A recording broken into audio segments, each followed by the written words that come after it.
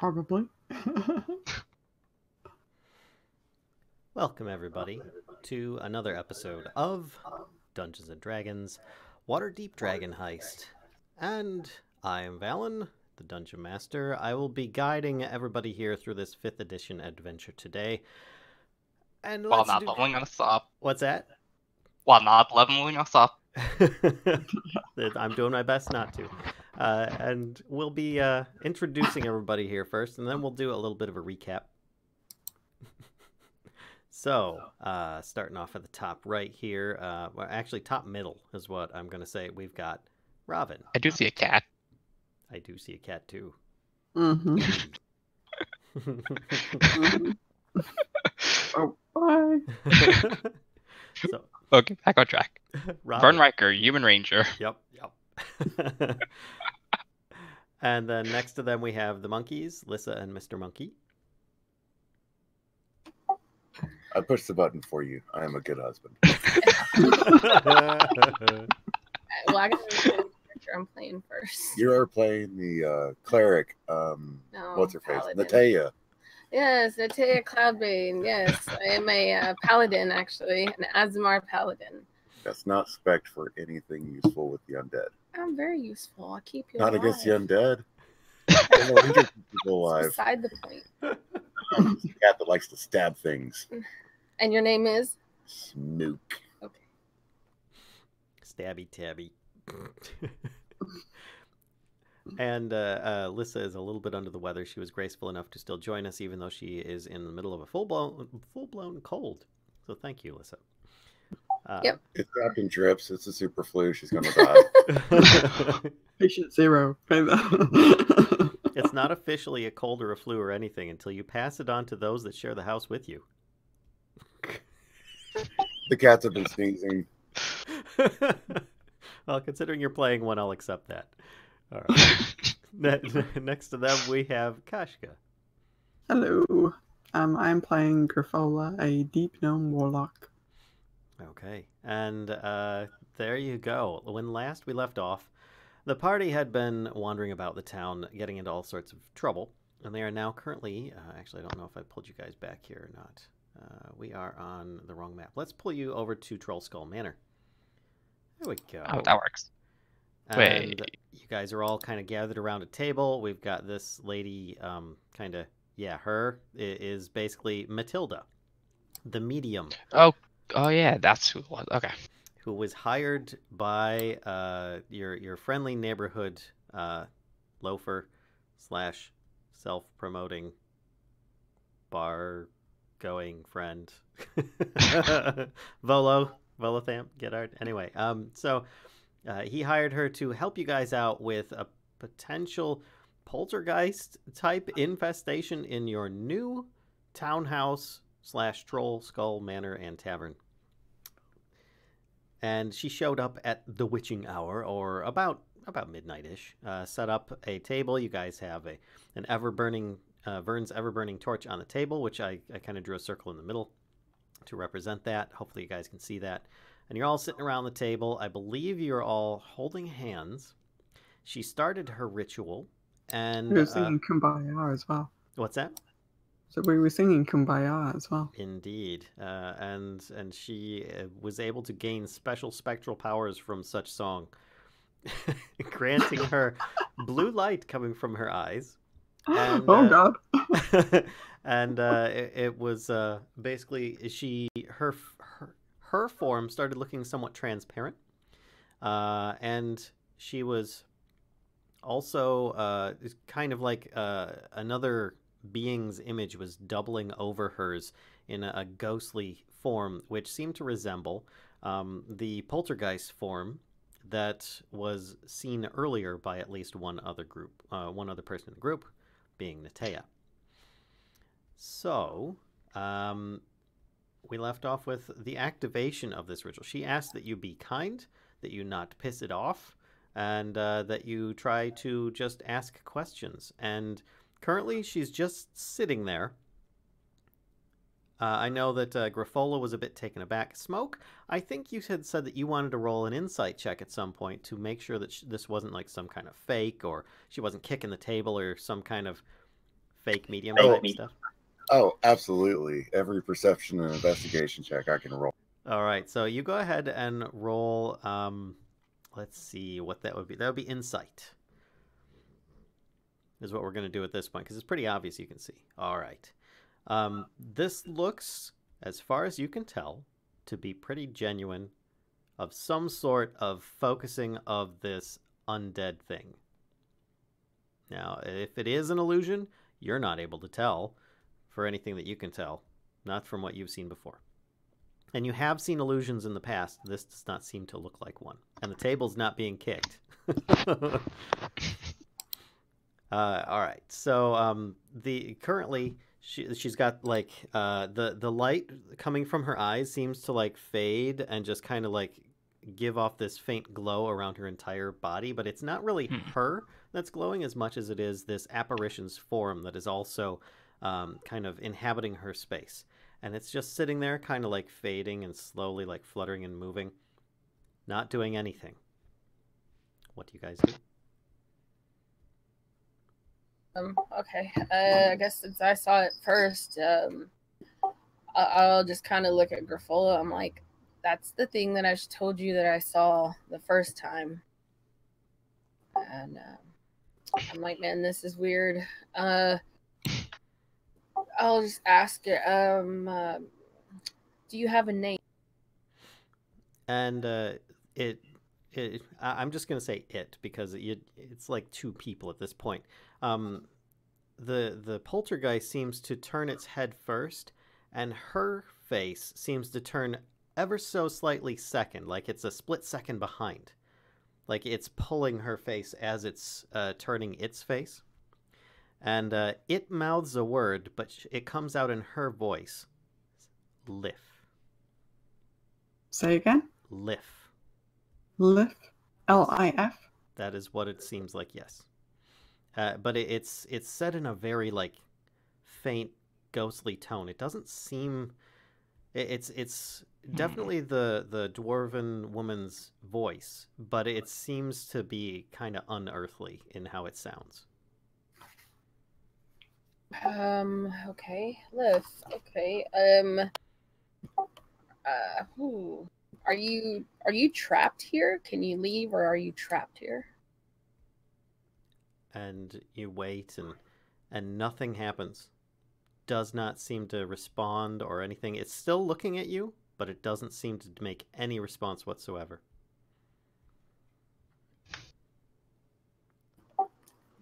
Were you murdered? After a good long minute or two go by, still nothing. I'm going to take this time to really study the apparition. Okay. Go ahead and make an... what is it for inspecting?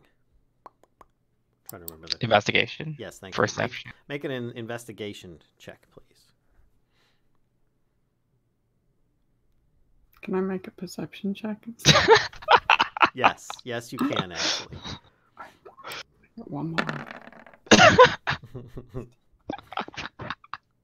All right, so I'm actually going to give you advantage on this because you're holding her hand. Actually, is the apparition like... I mean, I know you said like we see another face. Do we see like other arms and hands as well? I'm about to describe that. So, sorry. basically, you notice that it goes down as before, what I described before. It goes down, but it doesn't go into hands. It just kind of fades into like almost a mist just past the elbow. So you're holding onto a dwarven woman's hand, but there's no apparition there because it doesn't even reach that far. The rest of her, it seems to kind of go down into like her legs. Like you kind of like lean back a little bit. You being a little shorter, you're able to actually see this much easier than the others who are at the table who might have it obscured. But you can see that it kind of goes down to her legs and then it does the same. It kind of just turns into a mist as it goes, at least as far as you can tell. If there's any other form beyond that, it might be like within the dwarven woman's, form itself being masked. But it seems to just kind of be floating around her position. It doesn't really bend in the same places because obviously this half-elven featured creature looks like it was a little bit taller than her. So there are some areas that don't quite match up, but it seems to just kind of float and fade around. So I was like, Grafola, you're small and non-intimidating.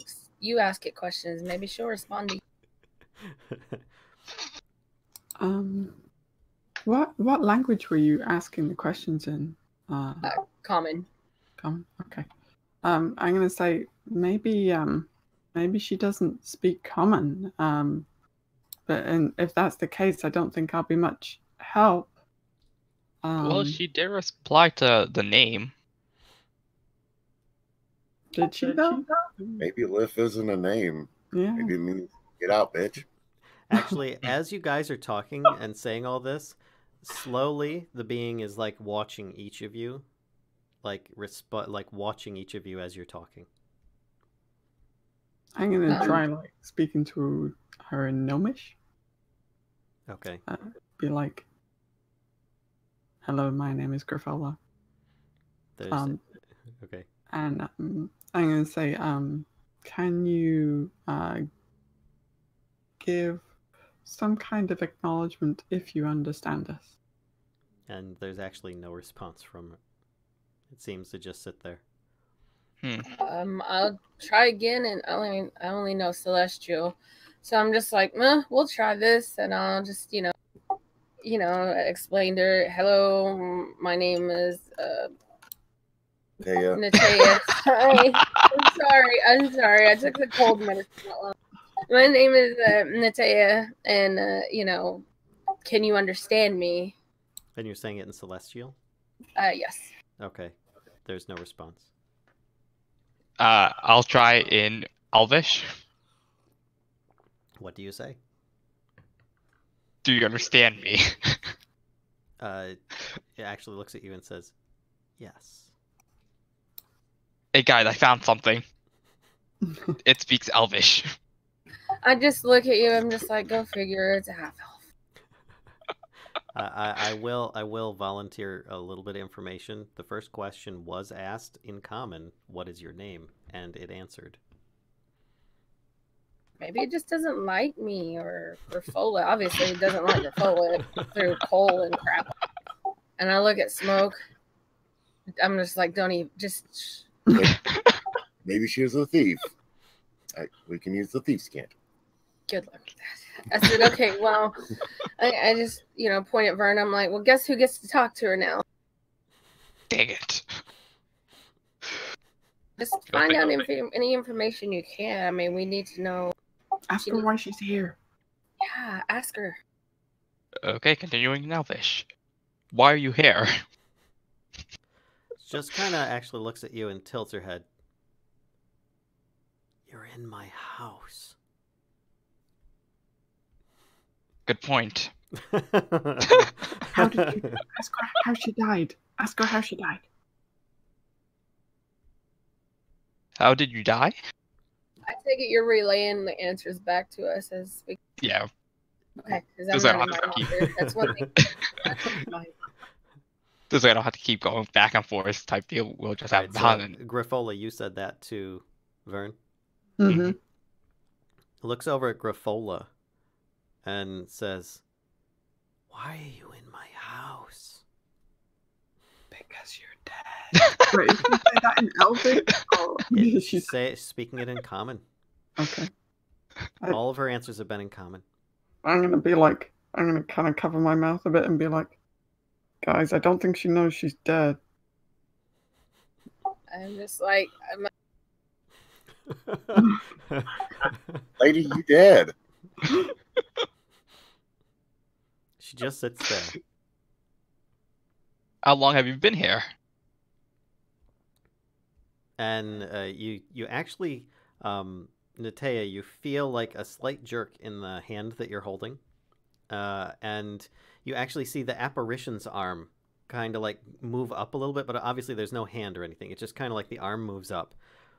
And you see behind you, you guys probably notice because the room is pretty much dead silent except for this going on. One of the like half broken ashtrays that are still on the counter, not many left, starts like sliding off. And she just says, "Get out." Right. At this point, I kind of raise my voice a little bit. I'm like, look, you've been dead for quite a while. So, therefore, this place has been considered abandoned, and we have come into ownership of this place. Now, we can do this, we're trying to be respectful. We want to help you as much as we can, but if you're going to keep throwing things at us, it's going to get us nowhere. Look what you've done to my house. We didn't do anything. We haven't touched when we anything. got here. And her expression is just starting to sour more. Okay, we need to make her happy. What can we do to make her happy, guys? What We'll would happen? leave. Tried sweeping. I get some, I don't know, I guess I get some rations out of my pack and I'll sit on the middle of the table. Not that I know she can't eat. But here, we have food. We're here to help you. We're not here to harm you. And actually at this, you see, once again, same tug on the arm, but this time it's a little different. You see everybody can see the arm of the apparition move forward. And the food that you placed up there seems to lift, like there's an invisible hand lifting it at this point. And it comes towards the creature's face, gives a sniff, and says, "I can't serve this. Leave." Oh, what should we serve? We can serve whatever you would like. What would you like? And she actually starts getting that sour look on her face again. We could leave if you just answer a couple more questions. She just doesn't respond. Just sits there with this look on her face. Please. She's not moving. She's not doing anything. Maybe she wants it to be like a high-class restaurant, not a smoky bar. Does anybody else, do we still have any of those muffins and stuff, pastries left? They all got eaten. I look at Smoke. I'm like, yeah, I figured. Kitty. Kitty's hungry. She's got to eat. Yeah. So I take it she was the, I guess, last bar owner. I ask her, what year is it? Oh yeah. Okay. And she actually doesn't say anything. She looks at you curiously, like she doesn't understand. Or Wait, what actually, date is it? what is the current day? And she just starts looking like she's getting annoyed again. Who is the president? Exactly. All right, Natea, I'd like you to actually make an intelligence check. Also, the whole me asking what day it is actually out of character. What day is it in game? I can't remember. It's I think it's like early spring. I think I'll figure it out. But all right, so Decemberary. Yeah, Decemberary. Rimworld timelines. So Natea, you're probably having some experience with undead, or at least having read some in your divine past. Maybe a little bit of knowledge comes up to you, and you're like, often undead might be lost and don't understand a lot of their current surroundings, that they're dead, or anything. They usually only have like a few primal urges, and that's all they can really understand. Okay. Yeah, I just kind of explained to them what you said, and then I just look around. Mike, we didn't have anything in here. No, there was no kegs or anything full of liquids or. I don't think we touched anything really.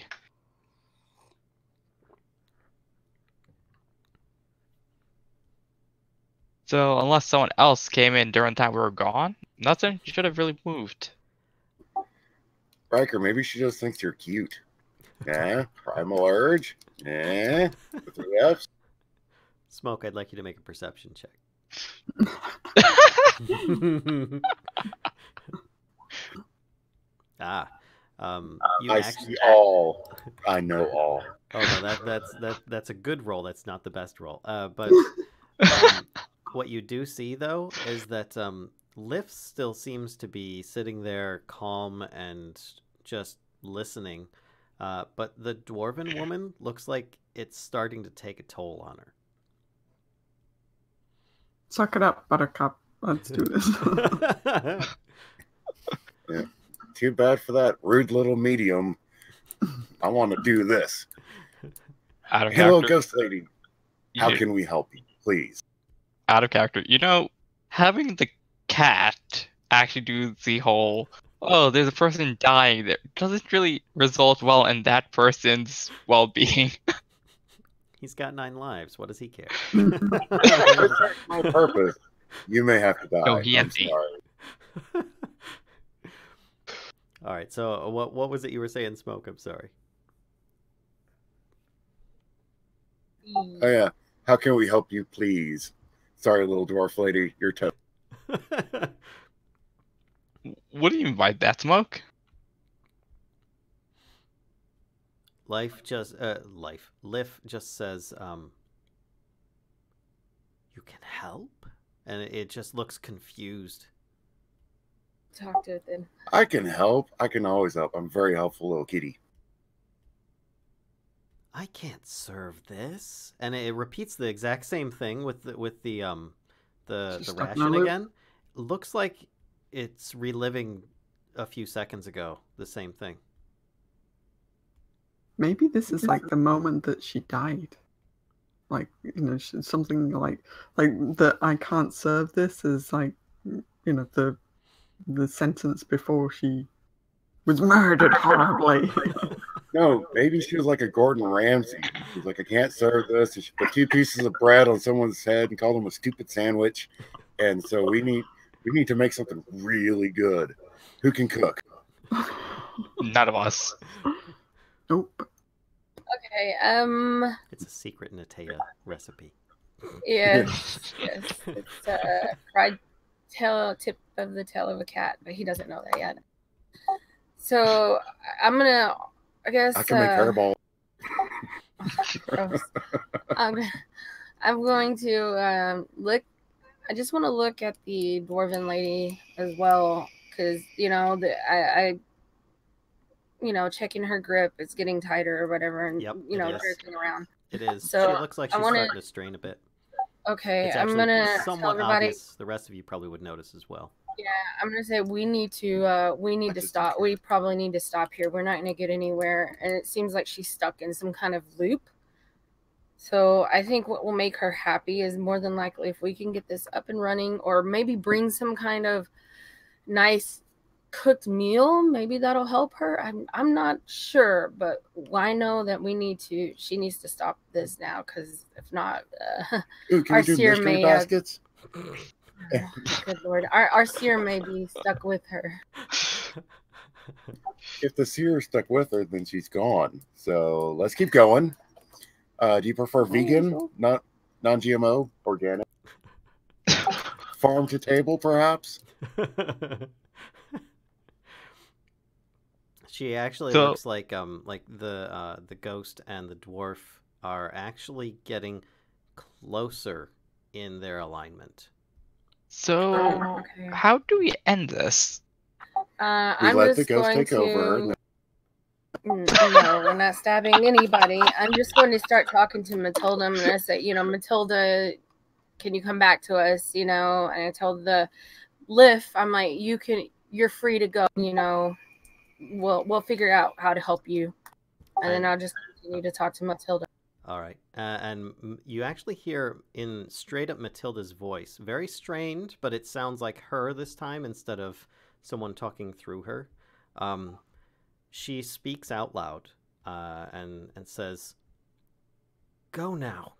And she doesn't seem to be speaking to you, just out, like she's saying something maybe to the entity. And she seems to be struggling a little bit with it, and Liv seems to just be like, "You're not welcome." And then she says, "Leave me." And the being again then says, "You're just messing the place." And then just disappears. Liv goes to another layer as I make her disappear and drag her away. Hold on a second so I can bring back the dwarven layer. There we go. And the dwarven woman comes back. She looks extremely exhausted, very haggard, and like she suddenly started sweating. And she lets go of your hands.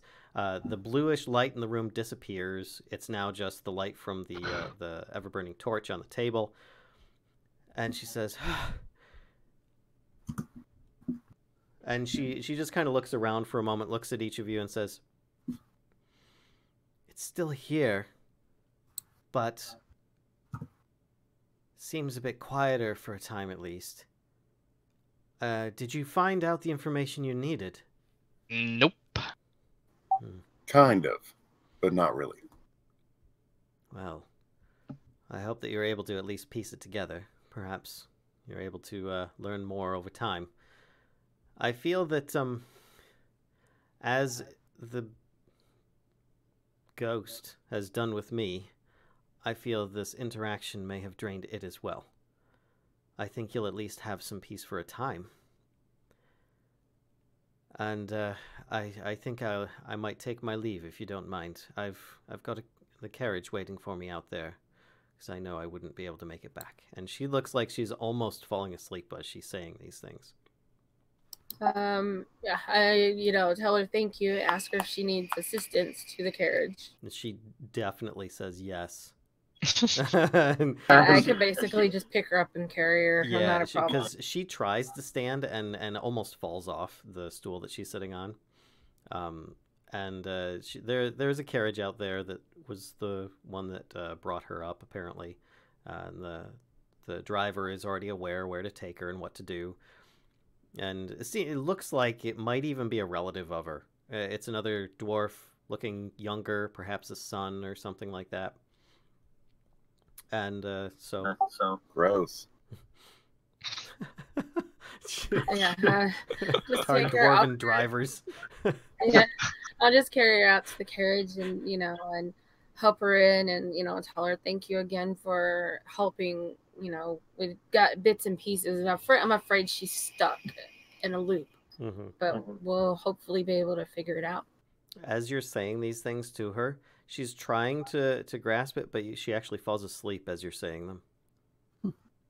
And it's not so much falling asleep as much as it is passing out. Okay, I just put her in the carriage and I just wave at the dwarf guy and be like, take care. Yep. And he like pushes his hand over to make sure the door's got the latch in place, and then hits the reins, and then they're off. So, what y'all plans? Doing? Well, I guess we're going in and setting cots up because she's gonna be quiet for a little while. Huh. That's a good question. Smoke, I need you to make a perception check.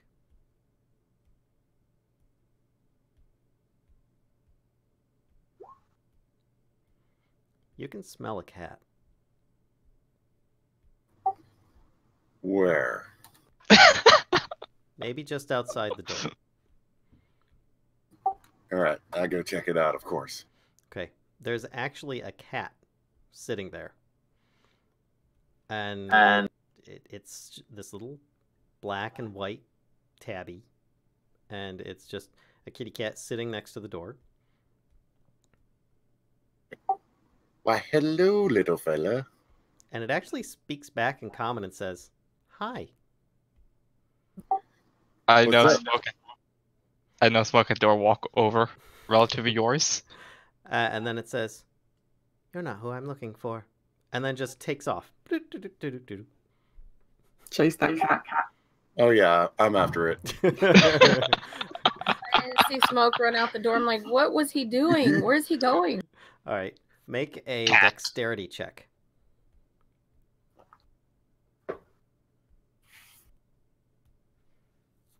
And I would also like you to make another perception. Is there anybody else? Did anybody else go outside to see why he was opening the door or anything like that? Because he acted funny, like, and then he just like went to the door. Yeah, I was just watching him go to the door, kind of leaning over to see if I can look at what he was seeing. But I don't know. I'm probably back here setting up caught. Okay. So, first, your perception is going to be resolved here, Smoke, because this might determine what you do next. You are about to take off after this cat, and you're able to keep up with it, even though it's being slinky. You notice that the cat was actually looking up above you, and it's like almost chasing something. You see something flying around, a little flying snake. Flying snake? Is that what you A said? flying snake. It's like a little snake with little bird wings. Oh, hell yeah. I want them feathers. And Is it within reach? Can I get it? it is up above, like the roof line, so you'd have to actually climb up. Do you stop pursuing the cat? It seemed to have followed it around, but then it was more interested in just getting away from you. Oh yeah. No, I want the snake feathers. Okay. All right. So make a. There is no climb check. You just move at half your speed. So go ahead and make an athletics. Do I? Actually, no, it wouldn't be athletics for you. It would just be dexterity. Go ahead and make a acrobatics check to try and climb up a cobblestone wall and get up over the edge of the roof line. Okay, that should be sufficient. You're able to get up on the edge of the nearest house, and there's actually a snake with little black bird wings, and it seems to actually have a paper bird like the one that you have in its mouth, and it's like struggling fighting the thing. Like the bird is trying to get away, and the flying snake is actually trying to attack it. Wait, how big is that snake? It's I found them both. It's a couple feet long. Okay. So what do? You're hanging on to the edge of the roof of this house, probably about 3 feet away from this tussle in the air. Oh, I pounced them both. Okay. I try to grab hold of. Oh yeah, I want it all. All right. Now you need to make a dexterity check to try and grab them. Basically, see if you can nab. They're both little slippery bastards here. Okay. So now you need to make a dex save to try and avoid taking damage on the ground, because you jumped down from the roof. It's not a lot of damage, but still. Okay. All right. So you actually you reach out with your claws trying to grab them. They're a little bit further away than you had thought, and you actually smack the tail of the snake, and it sends both of them kind of tumbling in the air. You start falling down, and you're more concerned about your landing all of a sudden because it looked like you weren't going to land on all fours, and that is unacceptable. So you flipped around, made it, and you stuck the landing. It was a bit of a rough landing, but just kind of like a bit of a hard landing, but no damage done. And the two of them both tumble and smack against the front door, which is actually partially open at this point. The rest of you see a flying snake, well, not a flying snake anymore, a snake with wings, and a paper bird tumble into the front room. I guess I'll be at the front door at this point. I reach down and like grab whatever it is in the floor. I'm like, what is? Okay. Oh, and I'm back after it. All right. You know. Yep. Cats. And not a moment behind, he pops his head in the door, and you've got the snake, which actually it doesn't seem to avoid your touch. Just it was in a very precarious spot before, and it looks at you, and then kind of gets this look on your face, looks over at Smoke, and says, Want to be part of something big? Speak to Devil Star Song at the Yawning Portal. And then it just like zoop and tries taking off. So Wait, the snake? Yes, it tries to fly. Do you try to hold on to it? Yeah, I'm just trying to avoid him running into me. Yeah, I'll try to keep a hold. Looking at it weird, like it talks. All right, so make a dexterity check to try and hold on to it. It's trying to slip out of your hands.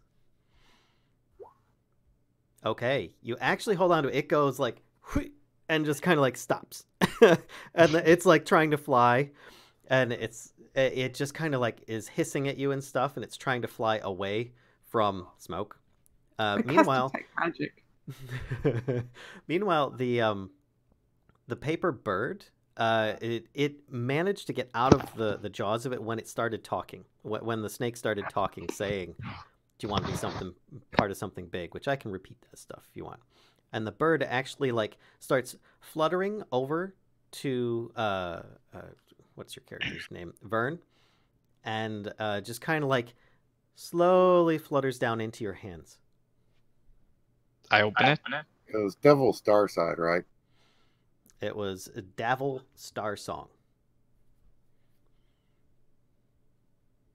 Davils. Like devil, but with an A instead of an E. I yell at Griffola, I think I got you a pet. I want them feathers. So I Snake, it doesn't have feathers. It at does. the little dragon. What's Yes, that? it does. Sorry, Kashka, what? That's right. So I am casting detect magic at it. I want to see if it is being magically coerced to deliver messages, or if this is just its day job. Oh crap! I should have known this already. It's nighttime, isn't it? I'm gonna roll a perception check to see if it's tasty. I mean, it is smaller than me. All right. Kashka, I'd say it doesn't Okay. have any magical aura about it. But the paper bird that Robin had, you start seeing the magic in that fade away. Quick, read it faster. The words are staying there, but the magic of it being a paper bird is fading. Gotcha. Oh, okay. So Smoke, for all you know, it might taste like a bird. It might taste like a snake. It might taste like chicken. We're gonna go You've never chicken. had a snake bird before, but you've actually you've seen this before, though. It looks like some tattoos you guys have seen. Because Dead alley. Yeah, it's a black snake with black wings. So. Zhentarim. And it's, Was that it? It looks I like just it remember has Dead Alley. raven-like wings as well. Similar, about the same size as Nell's. All right, give me a feather and I'll let you live, Snake. It tries to make another break for it, so make another dex check to hang on to it. Today we're making a lot of rolls. It breaks free, zips out the door. Oh, I'm gonna swipe at it. All right, go for it. Make an attack.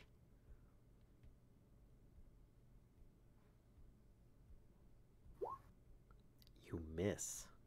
I just want a damn feather. And it goes out and up. But with your previous perception and trying to attack it, you do notice that a very small black feather was left on the floating slowly down to the floor. Oh, I snatched that bad boy up. Little teeny tiny one, like it's a little bit of its fluff. And I show it to Natalia. Look, isn't it pretty? Meanwhile, I'm just like, yeah. I'm like, Vern, did you get to open it? I have open. I tried opening it, and I'm still waiting to read it. Sorry. All right. So because all that was happening really quick, reading takes a little bit more. So you open it up, and that's when the magic on it starts fading, and it just turns into a blank sheet of paper, not blank, a sheet of paper with writing on it, and it says on there, Rainer tells us you're a good bet. He bought you tickets to the opera tonight at the Light Singer Theater in the C Ward. Actually, it doesn't say tonight. It says tomorrow night. In the C Ward. If you're interested, meet Mert at intermission. Private Box C. Formal attire is required for admittance. And it's not signed. And it actually has one more fold of the paper that you unfold, and there are a bunch of tickets that actually number the same number of people you guys are. There's 4 of you, and there's 4 tickets. But we have 5. One's a bird. The bird fits in your pocket. For the Fall of Tiamat, and it says opera, and then it says giant, and then it says about the tragedy of the Well of Dragons. I see a cat above Monkey's head, and it was rubbing his head against the cabinet. That's smoke. So there you go. You have this letter, and you have that message just after your seance. Are you showing it to any of us, No. or are you just pocketing it? So, does anyone have any formal clothes? Formal clothes for what? Just curious. I'm just kind of like, good enough. Just go and sit on a stool, and I'm just like, I don't even know what had just happened. I'm like, first of all, I look at smoke, and I'm like, what was going on? What was outside the door other than that? A talking Dang. cat. How weird is that, man? Have you ever seen anything? Right? All in your life? I know it's and that dragon thing. I mean, Graffola, do you have any idea what that was? I mean, it looked like one of the tattoos from the Zhentarim just came alive, like a talking billboard. That was really weird too. Yeah, it wasn't magical, so I'm pretty sure it was just like a marketing gimmick. For the Zhentarim. It invited me for a good time, so, But it was trying to steal whatever Vern has. Actually, Graffola, you'd speculate it could be somebody's pet or familiar, as that's something you're somewhat familiar with. Okay. Yeah. So then I'll come over to Vern, and I'll look over his shoulder at the letter. I'm like, huh. Yeah, I'm like, do you think this was on its way to us and it tried to intercept it? Whoever this Davil Star Song might be? Makes no sense of why, though. Because they're basically inviting us to an opera, and the other thing stopped. Makes no sense. And Maybe a talking they were cat, trying like, to kidnap Raina. I wonder who the talking cat was looking for. Yeah. Probably Volo. Or the last donor. I don't know. Because They're probably rival factions. I might have to kill all of you. Not Unite. But the tickets are being sent to us by Rainer, or being sent to somebody by Rainer? No, the tickets were enclosed in the paper. Yeah, right. But What the does paper letter say say Rainer. that? The paper says Rainer tells us you are a good bet. He bought you tickets to the opera tomorrow night at the Light Singer Theater in the C Ward. If you're interested, But meet wouldn't Mert that mean at the that entrance. Rainer had bought them? Because it said he bought them for you? Here. But we don't know who you actually is. There you go. That's what he says. Maybe we Yeah. should head to the yawning portal and see if we can find Rainer, and maybe ask him who this Davil Star Song. Yeah, it says Rainer told us Surely you're a this good guy bet. shouldn't be hard to find with a flying, talking billboard. Well, it is probably almost like 1 a.m. at this point.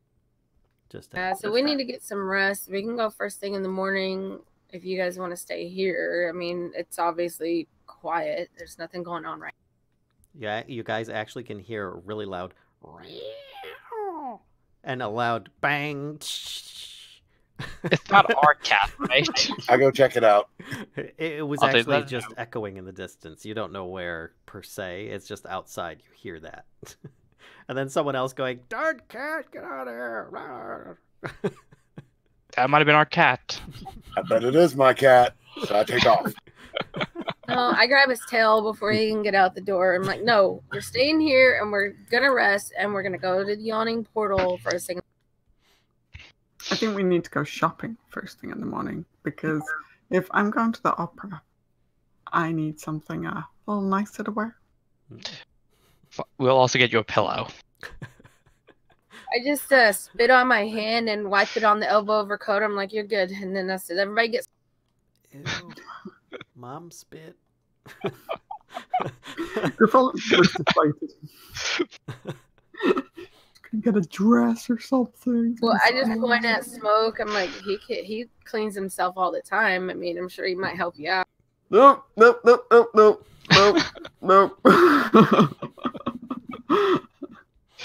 What smaller creature you don't want me licking on you?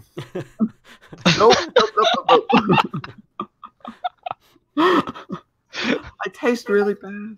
Yeah, I just pull up a cot and I lay down. I'm like, well, y'all can stay awake. I'm getting some rest because I think we're gonna need it tomorrow. Fair enough. It's like I want to sleep, but at the same time, I'm not really trusting my surroundings. Stay with a ghost, go outside. Stay with a ghost, go outside. Which one seems better option? Well, you guys would Yeah, recall she that did. your medium had mentioned that it will likely leave you alone for a time. I'm Yeah, still she in my did say debate. it was drained. Still in my big debate. Stay inside or go outside. I just yell. I open one eye. I'm like, can you do it quietly, please? Thank you. And I roll over. I'm gonna go to sleep as well. Okay. All right. Do you want So everybody just doing a sleep then? Mm-hmm. Follow my sleeping bag Okay. and huddle inside as tightly as I could. All right. So you guys turn in for the evening, kind of like a little bit like, am I gonna get hit by a beer mug in the middle of my sleep? I don't know. It's kind of weird, but and Kashka, you're definitely feeling it at this point, having not slept the night before. Mhm. You're pretty haggard. In fact, you Mhm. probably don't smell too well either, because just the whole, being Hey, spit on by I haven't somebody. done anything worse. Wait, what? When Natea was like, "Meh, here, let me just. I smell like Natalia spit. Is that what you're trying to say? All right, so At least my elbow does. right. So you guys are actually able to get a full night's rest. No problems. Heal up any spells that are lost. You can rememorize first thing in the morning. And you actually have a very restful sleep. It's very peaceful. There's no noises in the house that you had before. No breaking things, nothing. It seemed to just be very quiet.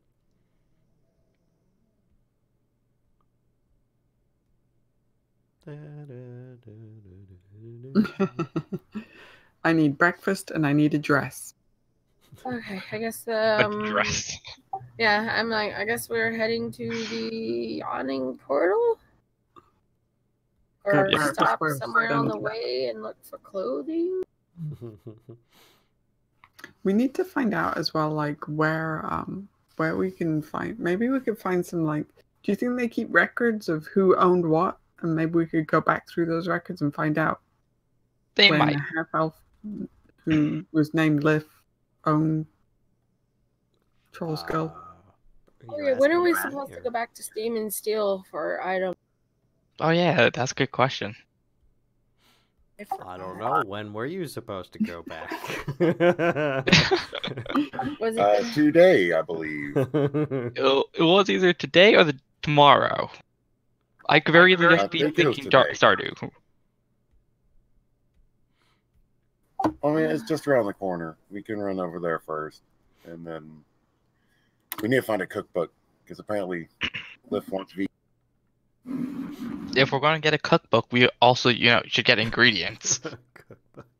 Let's just go see if our stuff is done, and then we'll go see what we can find clothing-wise, and then we'll go to the yawning portal.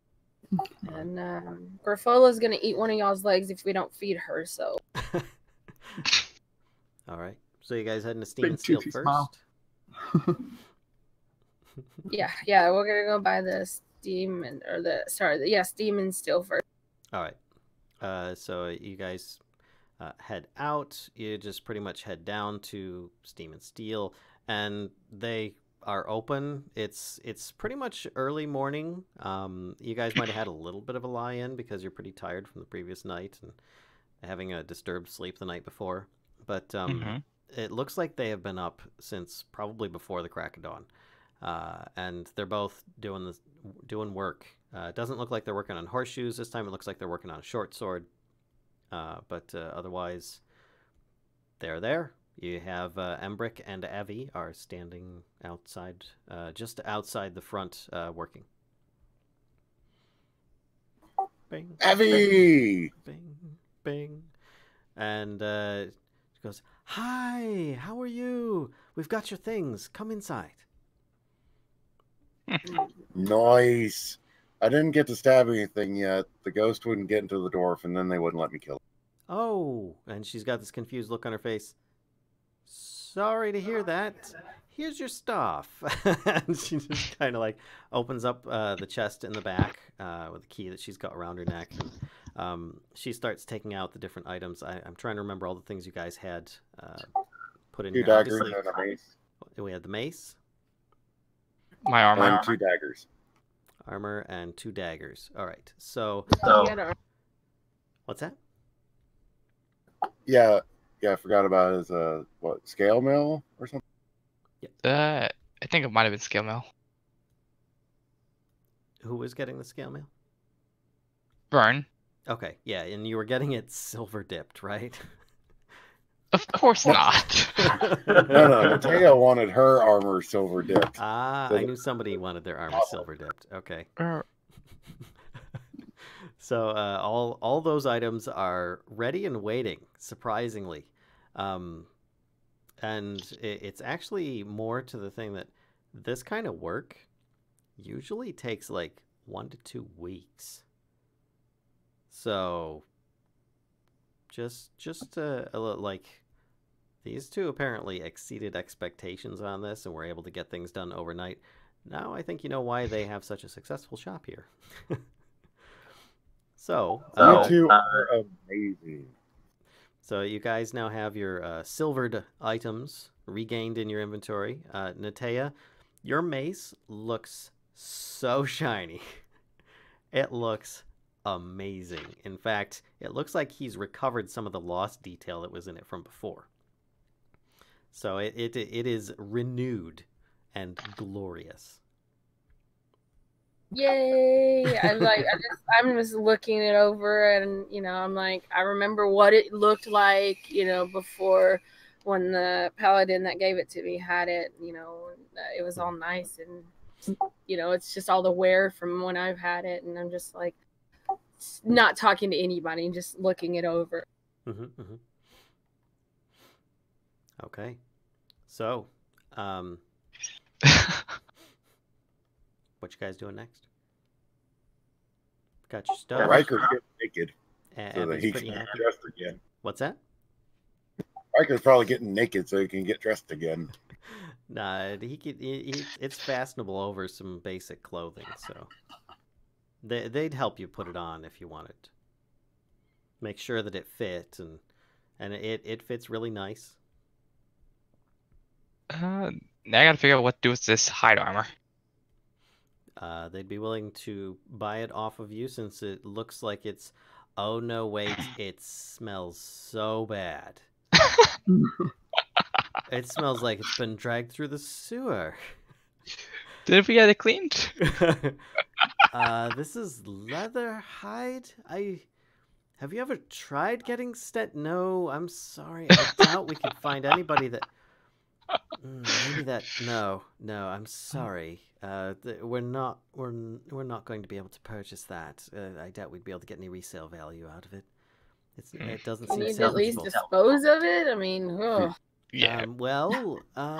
We've got... Hey, otherwise I'm setting it on got, fire. like, this fire barrel, like, sitting there that's not burning. She said, if you want to put it in there, we'll torch it for you. Yeah, but it's gonna smell really bad when you burn it. Right. I mean, we can probably burn it with a few other items as well. So I mean, What we we'll be need- putting it. People are used to like the different. What we items. need Hey, is Valen, like a little your press. mic might be low. Oh, my mic is low. Okay. What we need is a little prestidigitation just to temporarily kind of cover the smell long enough to sell it.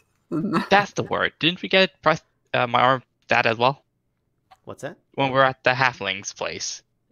We Yeah. all got this Yeah, word. it's no longer soiled, but it still stinks. Okay, so it still smell. Okay. Oh my gosh, I've got this massive. I can't turn my volume up any higher. Sorry. Turn everyone else's lower. Oh man, I hate doing that. Or that's the. Well, if you can't turn up everyone, you turn down well, if you can't turn yourself higher, you turn everyone else lower. It's the only logical thing. Can I change my microphone to... I can troubleshoot my microphone and change all the other volumes. I'll do this some other time. Sorry, you guys are going to have to deal with that. I will try and talk into the microphone a little bit more. So, what are you guys going to do next? I'm putting the hide armor in the barrel. Okay. And Let's go get some breakfast before I lose my appetite. Yeah, I'm just walking out before he gets to that barrel. I'm like, nope. I put my mace on my hip, and I'm like, okay, well, we'll meet you outside down the block. Bye. See ya. Thanks. okay. Wait, just have to question this. Doesn't everyone else still also, stink? Primarily cloth and metal armors. It was the fact that it was like a leathery hide. In the sewer water, it just kind of seemed to retain the stench a little bit more. Kind of wish you had told me Well, this. I have leather armor, but I'm also really tall, so But you're the one on 4 basically swimming in it. ducking. What are you talking about? His has been cured many times over, so I'll just say the hide hasn't. Yeah. That and he cleans his armor with his tongue regularly, so I don't know. Yours was stinky, they didn't want to buy it. Smoke is probably stinky too, so what do you want? Thinks of human. Yeah. Gross. Mm-hmm. Not enough feathers. So we're gonna head towards the yawning portal and grab some breakfast and find some clothes. All right, off to the yawning portal. I think we need to buy a few extra sets of clothes. Wooden Hoyt. You could probably pay someone to clean up your stuff if you want, but I don't think that you really want to do that. I'd Be imagine- easier burn the clothes and get new clothes. All right, so you guys are at the yawning portal. It is mid-morning, probably a little bit starting to get into almost brunch time, if you will. And there are several patrons, excuse me, at, different locations in the portal itself. It's much busier than it was, I think it was yesterday that you were in here.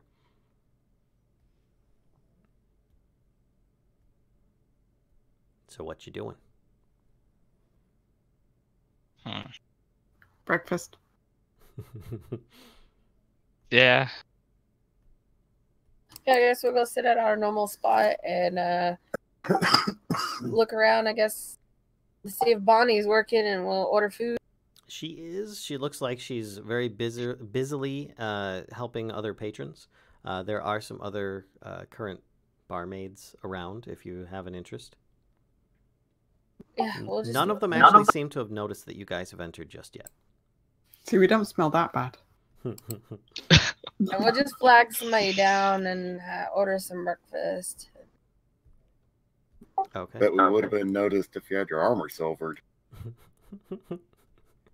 I would like each of you to make a perception check, please. Perception. Aha! Yeah. I can see everything. The first one is Smoke's, and the second one is mine. All right. So everyone but Natea sees what I'm about to describe. But before that, Natea, you see a barmaid and are able to flag her down, and she's coming over to you. The rest of you, while she's doing this, happen to notice a half-orc woman who's at the bar that was there the first time you were at the Yawning Portal, and was actually in a bit of that bar brawl that you guys Yeah, she was recall. quite rude to me. I remember. Mm-hmm.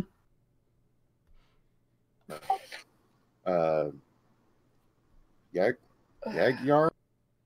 Yagra. That's right, Yagra. I can't spell. That's all right. Yagbar. That's close enough. It's a barbarian name, right? Yes. It's good. You do notice that she is at the bar. Is she like facing away from us? She's not facing towards you. She's facing the barkeep right now, kind of talking to the barkeep that's there. I'm like making fun of her behind her back, basically. Faces, making rude hand gestures. And... Okay. I'm just looking at Griffo like, what are you doing? She was so rude to me. I just went to check on her, make sure she was okay, and she was like all bitchy. Yeah, but wasn't she in the bathroom? I mean, I don't like it whenever people talk to me when I'm in the box. Yeah, but it's not like she was actually like using the facility. She was just, I don't know what she was doing. I don't remember. I just remember she was rude. So in the middle of the conversation, you guys actually hear Yagra say, "You!" And then she like raises a finger and points it at Smoke. And says, "I remember you." And she actually looks very happy and starts walking towards you guys. I spit. Yagra! I smile real big. And she sees that Natea is actually just got the barmaid up to her, and she's asking you guys currently for what you want for your breakfast. And Yagra walks up and says, "It's on me." And she puts her hand on the barmaid's shoulder and says, "Or more accurately, on Davil." And the barmaid just does like a quick shake and says, "What can I get you?" And Yagra just kind of waits for a moment while you guys do your order. Did she just say Davil? Yeah, she did. Yep. Yagra, we need to talk about Davil. She says, "Aye, but it's best to do over a good meal." Did she point at someone when she said that? She was like... She kind of gestured somewhere over her shoulder, but there's a lot of people.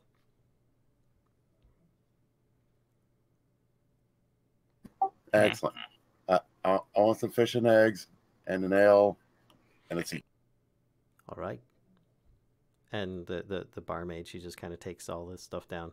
Anything special you want, it's fine. Just, unless you want like something fantastic and start trying to test things. Just normal. Okay. Griffola?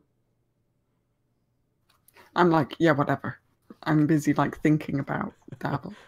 All right, Natea? Just bring anything breakfast. special, or are you just fine with whatever's on the menu? Yeah, I'm just fine with whatever's on the menu. All right, And, so the lady just trots off, and with that, Yagra kind of reaches behind her and grabs a chair, and there's someone sitting in the chair and goes, "Excuse me," and the guy just looks at her and just gets up and walks away, and she takes the chair, sits down in it, kind of Riker style, where she like kind of launches a leg over the chair as she sits down with it turned backwards, puts both of her arms over the chair like this and says, "So, I kind of might have mentioned you guys to my boss. I hope you don't mind." Oh, don't mind at all. Appreciate you. She says, "I told him especially about you." And she points over at Smoke. Aw, thanks. "I figure if you guys don't mind, I think he might have sent you an invitation. I could bring him over." Yeah, I might have tried to eat his invitation. It looked tasty. I've done that before. It's not as tasty as it looks. Oh, Very okay. chewy, actually. I think they bred them that way just for that reason.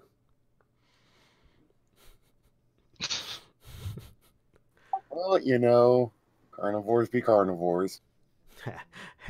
I like you. And she like slams a fist on the table, like, and the whole table goes boom. And obviously she didn't intend for that to be quite so forceful, but it was. Says, so do you want to talk to Davil? Yeah, something about something big. I'll go get him. And she gets up and just kind of like slides the chair back over to the table that is now completely empty of all patrons from where she took it. And just walks over into the crowd, kind of disappears into it. And then you see like her poking over the edge of him because she's taller than most. And she just kind of points back. And then you see, let's see if I can actually bring up the character information about this guy. Davil Starsong apparently starts to walk towards you. He's a very handsome elf. Let's see. He's a sun elf, not like a dark elf, so he's light skinned.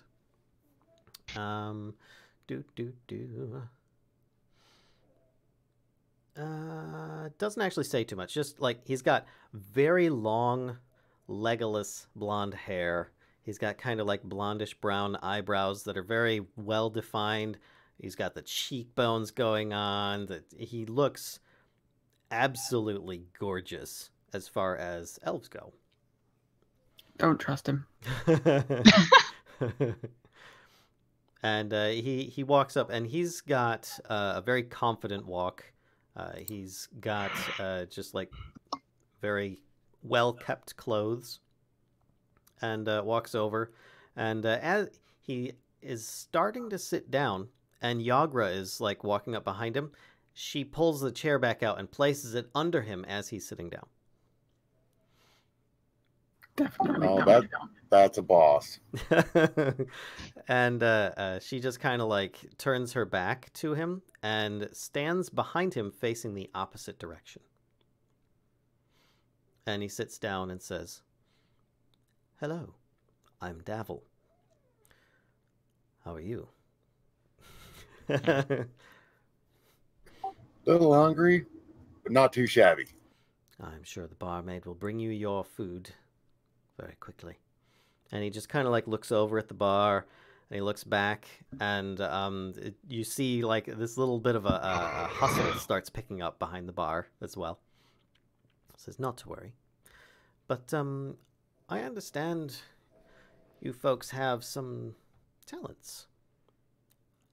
Be interested in taking advantage of that if you're looking for some coin."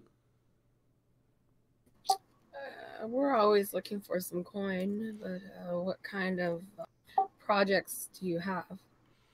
Oh, they vary from time to time, but figure in this case I've got something a bit simpler. Just to try and. We can't handle the complicated stuff, apparently. I think it's best when first entering into a mutually beneficial relationship to test each other's abilities ever so gently as to get an idea. And not kill us. he says, so I run... And he looks like he's kind of like struggling with the word ever so slightly, but it's more like a show, if anything. And he goes, "A mercenary guild. Basically, I pay people to get a job done. And if they don't accomplish it, I pay other people to get it done. But usually those that don't accomplish things, well, they don't progress in the guild." Yeah, they get done. I get it. Only if they're severely disappointing. But that's not how we operate. We operate mostly on a pay per success mission. And I have an interest in getting you, I don't know, let's say And he looks at all of you and says, 200 gold pieces each with a complete job. What does the job entail? I look at everybody. I'm Suddenly like, the whole well, group eyes get yeah. really big. I'm like, well, Actually, we no, my eyes are like. fancy clothes. And Cooking skills and some stuff. what's that? Yeah. And some cooking skills and stuff. My island, why considering my past job? So He says, now the job is basically rather simple. The long and short of it is, someone's killing elf and half-elf sailors in the dock ward. 3 are dead so far. Each one was decapitated by a blade in the dead of night. I would like you to look into it, will you? I think the City Watch could use a little help. What with all the trouble my guild has been getting lately. So we have no clue who is doing the killing in any sort other than it's probably something sharp. And it's in Dockward. And the murders seem to be focused on primarily elf or half-elf. I'm curious. Remember when we guys? I tell everybody, it's like, remember when we first got in the city and we were looking for the other guy, and we came across that murder scene, and they wouldn't let us near it. You think that has anything to do? No, probably not. There were a lot more than 3. Well, it's a hate crime, obviously. So we was should that be in the doing dock? the proper. So how long do we have to do this? He says, well, obviously time is of the essence. I would prefer to find things out sooner than later, but I understand that basically doing a stakeout would prove things to be time-consuming, and that's why I would be paying for your time. You see, it's a very large ward, and having elves just end up dead, specifically when they are, well, or might be, part of my guild. And he kind of like reaches over and does one of these scratches here, and you can actually see he's got like a little black mark on his neck. And then he says, but Perception check. I want to see the tattoo. okay. Oh, all you saw was some kind of black mark. You're sitting on the wrong side of him to see it. If that was your roll just then. Oh, doggone it. And I've got a Yeah, that was my roll. that 9 was yours? No, the 24 was mine. Oh, okay. I currently have... Mine was black perception when we came into the bar. All right, hold on a second. I got to refresh the page because it is currently unresponsive to me, and it is Yeah, I frozen. wish we could split it to where you could see it, but it doesn't let us since we're sharing. All right, well, I am trying to reload that. But in the meantime, you rolled, what was it? A 24, sir. 24. Okay, never mind. Then you are able to see. Yeah, let's exit the page. I don't know why it's being such difficult. Oh, snap. That's a great way to start. Let's do this. So with that roll, you are able to see it. It is actually the black snake wing thing that you've seen before, and was actually some of the people that you have seen killed in the past have had that mark on them. Hey, I'm back in the game. It's just slowly loading up. So it is related to the alley killing.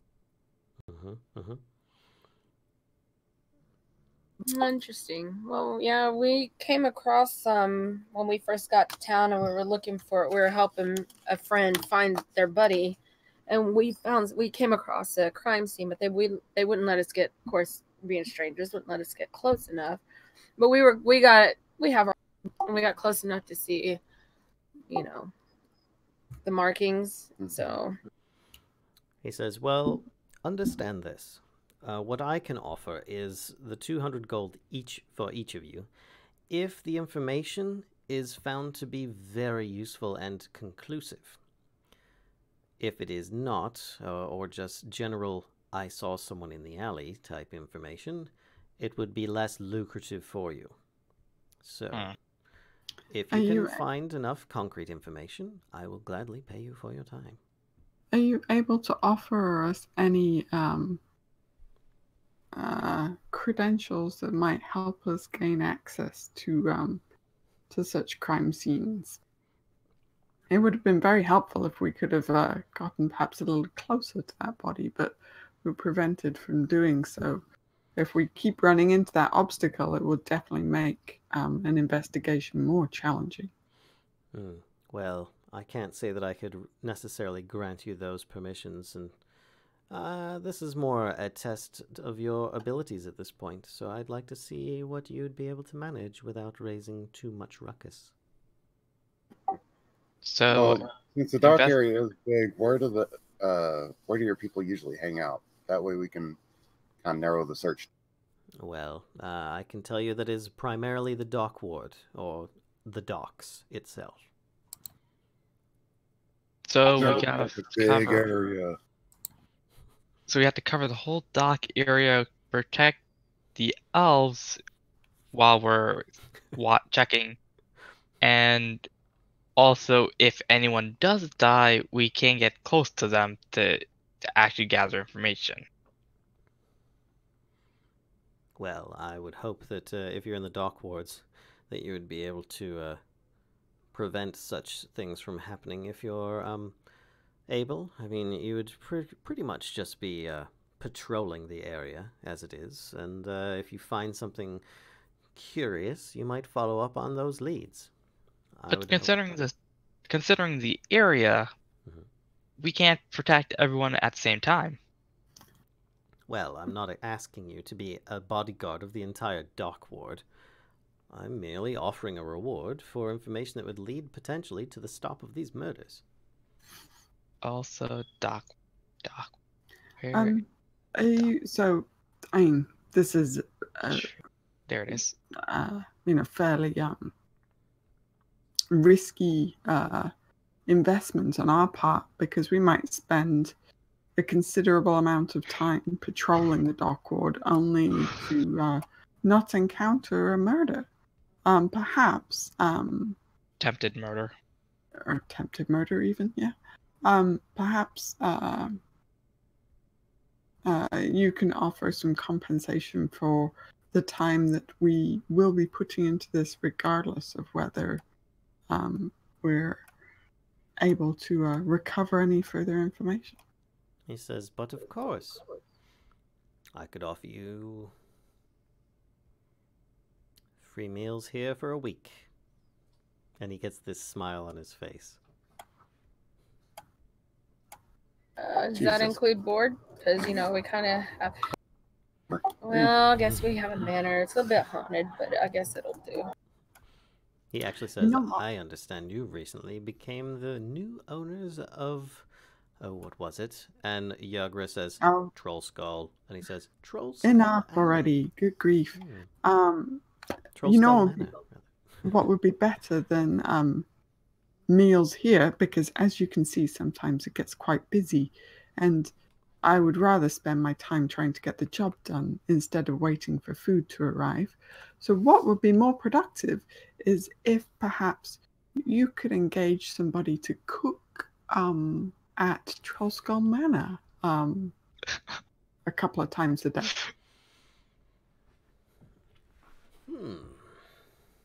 And he leans in very close to you, and you can actually get a backup. As you back up, he leans in even closer, and you can see he has absolutely no blemishes on his face.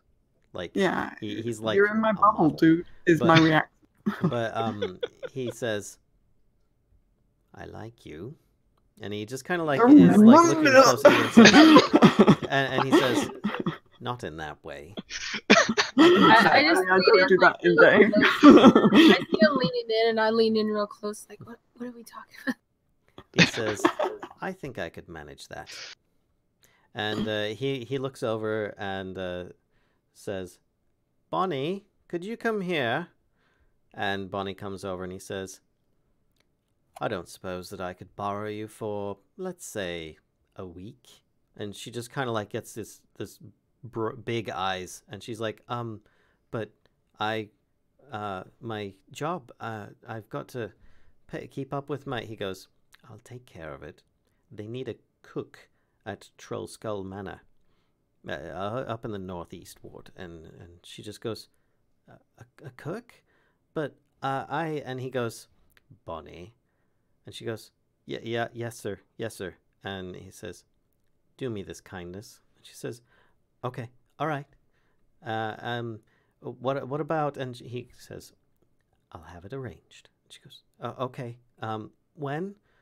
And he looks over at the rest of you. Would tomorrow be okay? That'll be perfect. Very well then. Bonnie, Troll Skull Manor, tomorrow. Be prompt, first thing in the morning.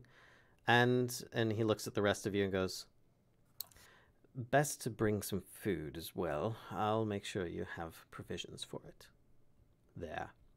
And he looks at the rest of you and says, are you happy now? And Bonnie just kind of like runs back into the back room. I said, yeah. I said, that will suffice. I mean, we have a place to stay. We will have food. And stabby. I deal with this 24/7. Yeah. I said I think that's good, and we'll be more than happy to look into this problem. All right then. And he says, I look forward to doing more business with you in the future as well, should you prove successful. And for those that don't know at this point, you get a really good look at the tattoo as he's getting up from his chair, which is actually being like pulled away as he gets up by Yagra and placed back down at the table opposite. And you can see the tattoo, and if you haven't already remembered, your characters would, that it was a Zhentarim tattoo. Yeah. I asked him, before you go, could you suggest somewhere we can go to get nice clothes for an opera? He says, I think that's one further thing I could probably take care of for you. And he just gets this smile on his face. Says, I'll have someone visit your manor house this afternoon, and they'll have you some clothes measured up and brought in for this evening. Would that be too late? No, I think that actually should be perfect. And I stand up and kind of just give him a nod with my head.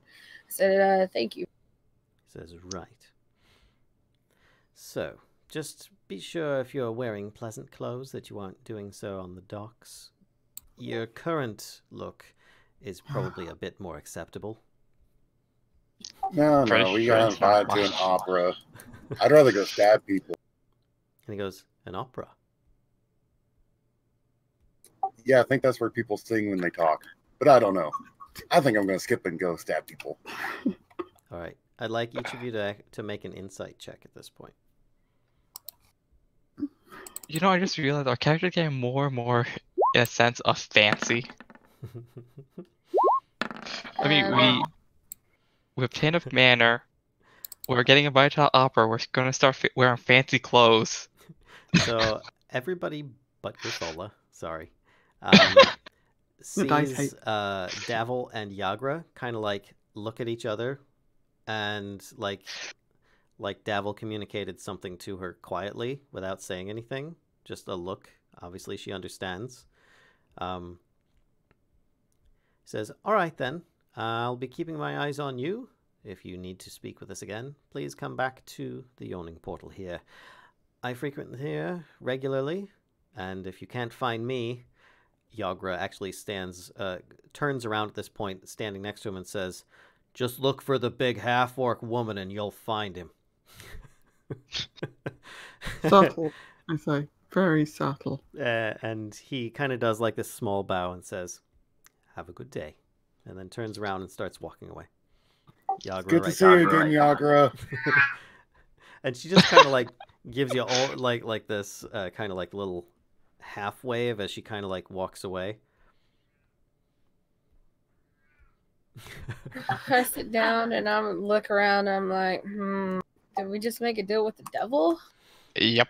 Not devil, Oh, no. but devil. We just got ourselves into. This is amazing. I don't know about it.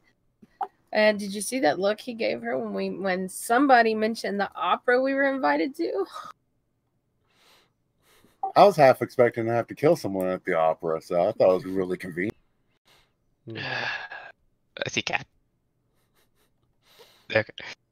I'm like, well, let's eat and let's head back to the tavern or back to our place and then get our stuff together for this opera and figure out a bit of a plan for this guy. Okay. Before I leave, see a person I know. We'll talk with him for a bit, then head back with you guys. Okay, well, we'll see you back at the... I'm guessing it's your contact. Yep. I want to check something as well. Your contact actually isn't here today. Oh, he's not? Shoot. Okay, never mind. Which he's been here every time you've been here, but today. And what did you say, Kashka? So I want to wait, Bonnie's disappeared, right? Yep. Back room. She's still got to finish her shift out today and get things prepared for tomorrow. I want to ask like one of the barkeeps or barmaids or servers or whatever, if they know if city records regarding property ownership are available to the public. Who'd you be asking? An employee of the Yawning Portal. Okay, one of the barmaids. Yeah. Or the barkeep themselves. Yeah. They wouldn't readily know that information. They just recommend you going to like a magister's office or perhaps a library or the council records or something like that. They not really sure. They don't know why you'd have an interest in that kind of thing anyway. It's pretty much the attitude you get from just about anybody there.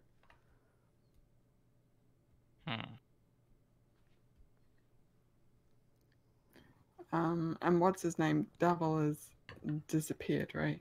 He has gone back into a far corner with Yagra, and there's like this other motley group kind of gathered around them that they're all like talking except for Davil, who just seems to be sitting there taking it all in. Okay, I'm not really interested in talking to them again, though. I really would rather avoid it.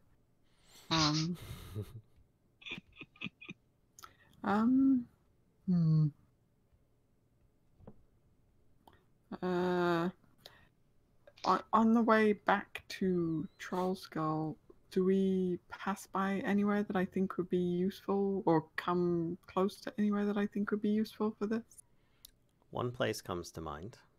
Let's actually take you back to... Oh, I see that magistrate's office.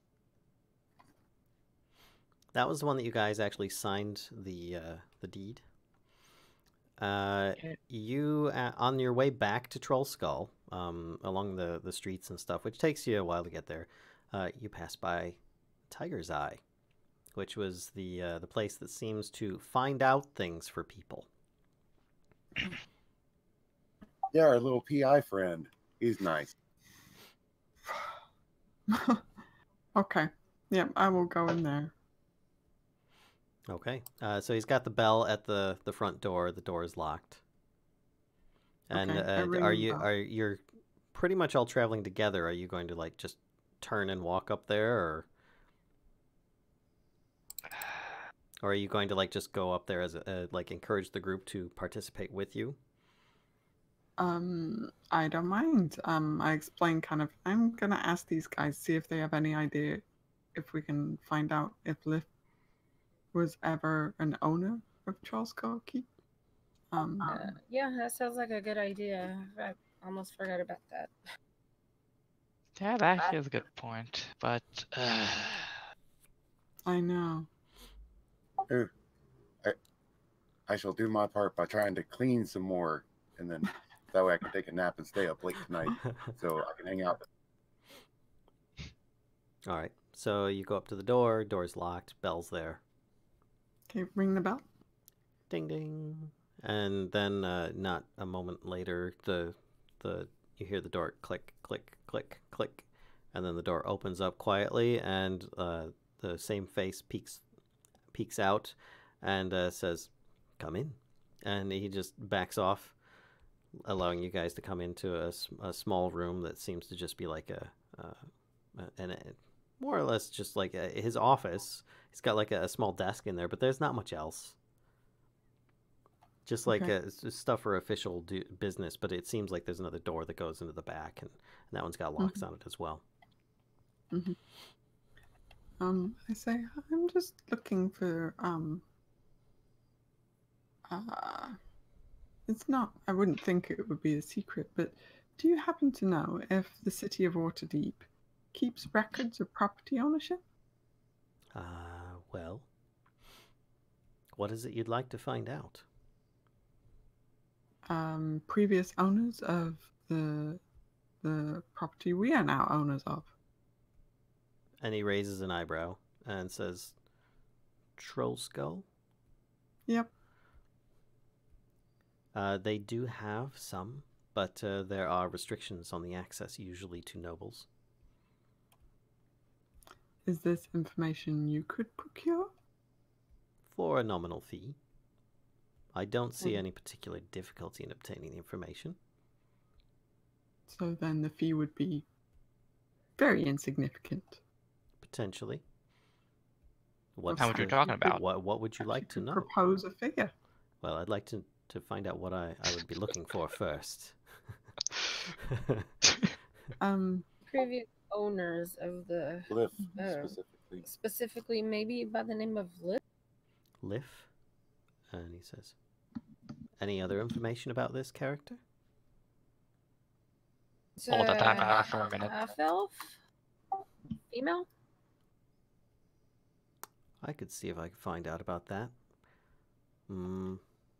She is dead, but, circumstances surrounding her death, possibly. Says, right. They usually are. And he just looks and says, "I'd say 10 gold pieces. I mean, I'm not entirely sure on the amount of time this would take me to do so, but for getting the right accesses, it would have a nominal investment for me."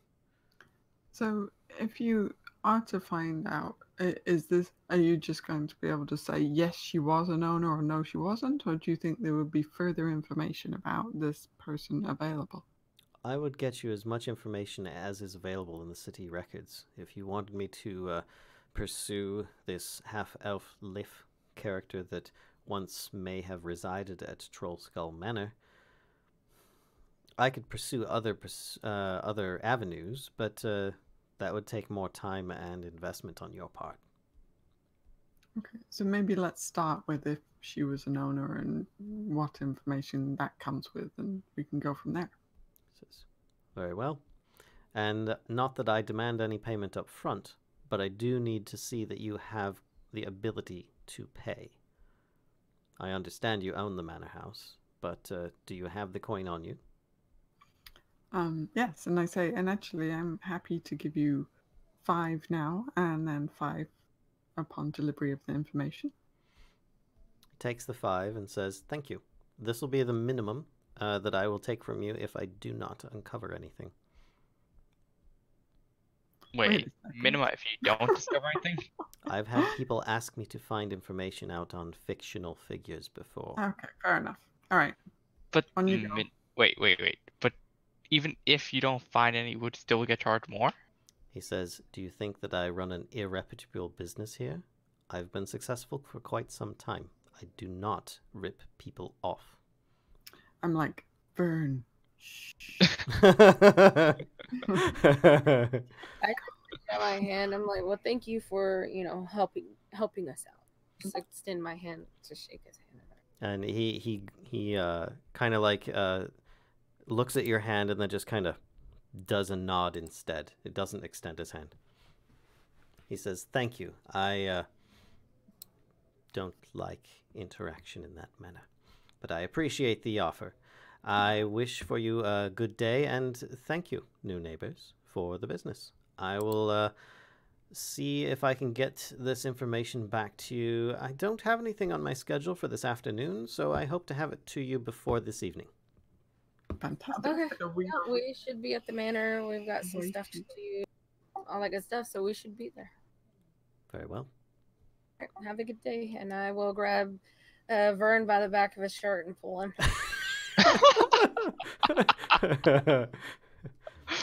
And he opens the door for you and waits for everybody to leave. And as soon as the last person leaves, door closes. Ka-chink, click, click, click, click. And you're out. So, you guys heading back to the manor for now, and we just kind of fast forward things a little bit? Mm-hmm. Do I need to do a dex check for the cleaning ability? No, you're fine. You're able to clean a little bit, but you keep getting distracted by different birds that you found have nested in different areas and such. So wait, so we have a cat that's actually brooming. A cat man. He's not a cat. He's a cat man. Cat. Yeah. Or man cat. Now I'm Thank thinking of Fairly Odd Parents. I'm going to spend the time in between when we get home and waiting for clothing and information to arrive. Kind of cleaning up a bit in the kitchen area that I think Bonnie might be using. Okay. But it's not a total. All right. Shit. Yep. Excuse me. So, early afternoon, or around midday comes, and you guys get a knock at the door, and it's a human male. He's got a wicker basket with all sorts of different sewing-looking equipment in it. Oh, I'm like, Muffet! Oh. This guy again. And he says, his name is Nimskit, and he's from the Tailors Guild. He's here to take measurements and bring back formal attire for you as soon as possible. And he'd like to take everyone's measurements so that he can therefore supply you with these vestments. Yeah, I invite him in and tell everybody, get over here. We need to get measured for clothes. And he kind of walks into the place and goes, just moved in? Yes. Yeah. Sorry. It's still a work in progress. Well, I appreciate that, actually. This has been a nice place once upon a time. At least so I've been told. It'd be nice to have it restored again. Are you looking to do so? And he's pulling out his equipment as he's having a little conversation. Yeah, we're probably going to restore it, and as another tavern, food, drink stuff. He says, "All right, well, best of luck to you there." And then he says, "So let's start getting this going." And he starts taking measurements for everybody. And then he finishes and says, "All right, well, we should have you some decent clothing coming out to you." And he looks at the time. He looks at his wrist, and there's actually some kind of small device on there that looks like it might somehow inform him of the time. Instead of most people look outside up at the sky, he looked at his wrist, and he goes, "I should probably be back in a few hours." What is that? And he says, "Oh, it's something from the one of my guildmates' friends. They made it for me as a Christmas present. It's quite lovely. It tells you what time of day it is. What is this Christmas you speak of? And he says it's without even having to look at the sun. You can tell what time it is underground if you wanted it. It's quite lovely. Oh, that's so convenient. And it's got it's a watch, with hands on it and stuff. But it's obviously very immaculate. It looks very precious to him. And he says, "But I should get going if I'm to get these to you for this evening. So I'll see you in a few hours." And he takes All right, off. thank you. And I'll wave at him as he's leaving. Bye. Yeah, and you guys continue on cleaning until basically, yeah, I think he's going to be the next person back. Yeah. I'll tell Smoke, go clean yourself. You're all dusty and fluffy. You're all smoky. I'm gonna like re-blue my hair as well. So I take out like a little pouch of mushroom powder and like to get it. There's a bathtub upstairs, so if you would have spent some time cleaning the bathtub, you could probably get, use that as well if you want. Yep. There's no running water. You'd have to actually up there. You'd have to like take some pans up, but it wouldn't be too difficult. Okay. I use my unseen. Oh wait, no, the unseen servant can't carry that heavy thing. I think unseen servant can carry up to 15 pounds. Oh yeah, okay. Then unseen servant is bucketing water up the stairs. Yeah, I think you're thinking of like mage hand, which does like 5. I think. Mm-hmm. Yeah, you're right. Okay, so the So, Taylor. wait, so just to confirm, we have a ghost in our house, and now we have a bucket of water floating up the stairs into the bathtub. Yep. Yeah, look, we got the ghost to work for us, Vern. I just like shake my head at you.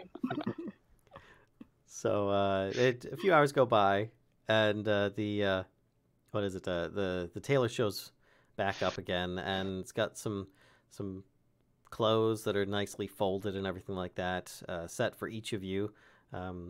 Some of them have a little bit of ruffles here and there, just to make you look somewhat formal, I guess. There's no like ties or anything, but you might have a cravat in there instead. And they all fit nicely. They all smell nice. They're all pressed and cleaned. And Now I could burn my old clothes. If you want. I mean, you do look a bit proper when you put these on. You're supposed to keep your old clothes for the Dockland. So Have you smelled them? I do smell distinctly like mushrooms. All right. Well, that's a thing. He drops those off and then basically takes off. And Actually, how do my normal clothes smell? not as bad as your hide armor smelled. It's still got a little faint in there. It looks like they could probably use a really good just wash. The prestidigitation, like I said, got the soiling off of it, but it still has that bit of a smell to it. Still got to burn it. Yeah. Okay. Well, up to you. So then your only pair of clothes is going to be these fancy duds.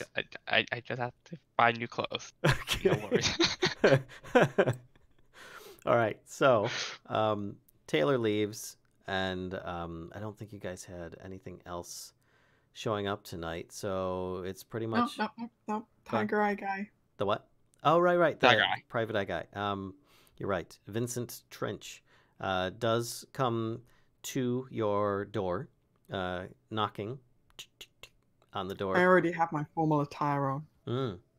The door opens and he goes, "Oh, you look very lovely." Why, thank you. And I'm like,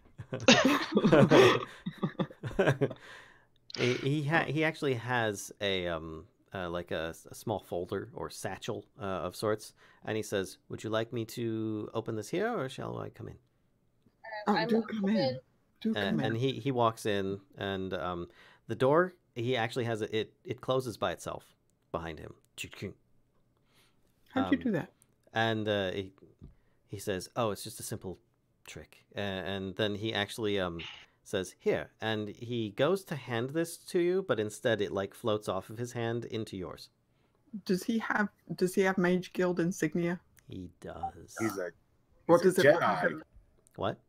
What does it look like? His Mage Guild insignia stuff. Well, what you're guessing is a Mage Guild insignia is just like some small little bauble on him that just seems to have like a little bit of a star on it. That's what you're guessing, at least, that it is. I mean, you've never seen one. Maybe you have. Does he have like loads of badges or something? No, he just has that. It looks like one of his buttons has been replaced. It looks like one of his buttons was replaced by this. So therefore, this is what you're guessing is the badge. Okay, I'm trying to like inspect it closely without being too obvious. So I'm just like, I'm like, well, so what do we got? I'm like, lead everybody over to the table that we were sitting at.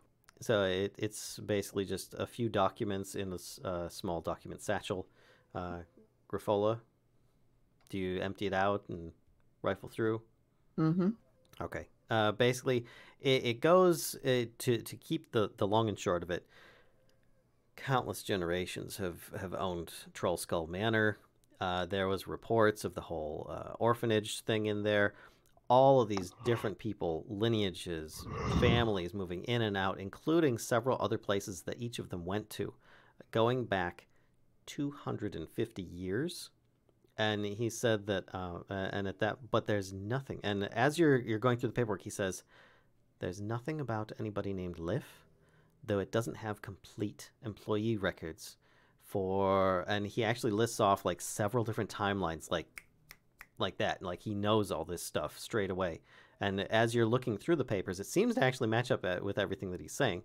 He says, now, I would speculate this Liff half-elven that you're looking for, that once resided here, was potentially an employee here. That's about all I've got. They did not keep employment records further than 50 years ago, and this only goes back 250 years because of the Great Fire in the libraries during that time. But this is as much as I was able to procure. I do not ask for any further on the fee, as I was not able to actually obtain any information on your Liff character, but I hope that this is actually as complete of a history as I could obtain through the official records on Troll Skull Manor. And he looks over at Griffola. And I say, this is amazing.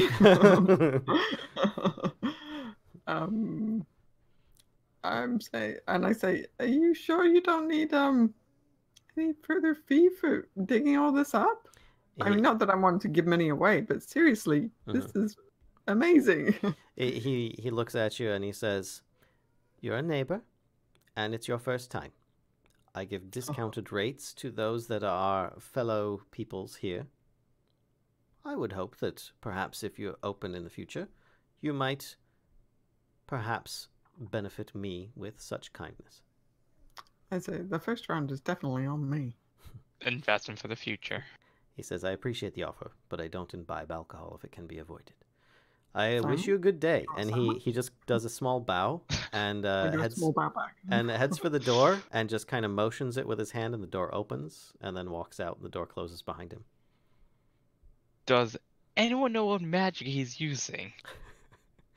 It's the Force. Yeah, actually, Griffola, you could make an Arcana check if you want. Oh, yeah, because the dice, you know. Let's see what this is here. Yep, there we 10. go. That's about Actually, right. that's more than enough. It's Mage Hand. You're confident it's Mage Hand. It might actually be what is it? Another spell as well that's sometimes used, but it most likely, yeah, you're pretty sure it's Mage Hand. He's just. But what spell is that that's sometimes used? That's Griffola's information, and that's how much she got. Okay. She might know more if she joined the Mages Guild.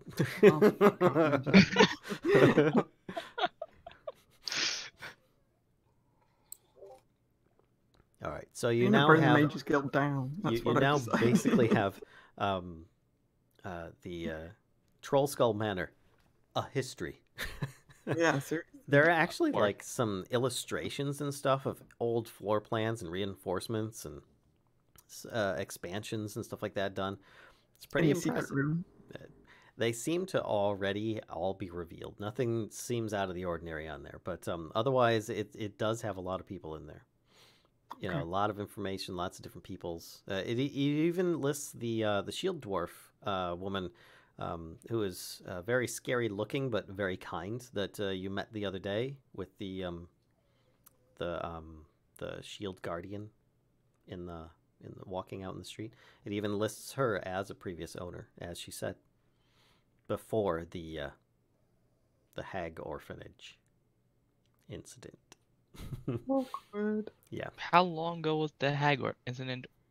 That was at least 2. I think it was not the last owner, but the owner before that.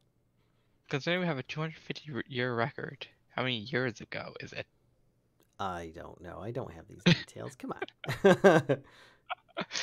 Well, I had to ask. I'll say 10 years. The place has been sitting dormant for 7. Okay, I can accept that. Due to the city's maintenance in this area, the place has stayed relatively clean on the outside, and it's been relatively untouched on the inside. That's why you found cots and stuff from the orphanage.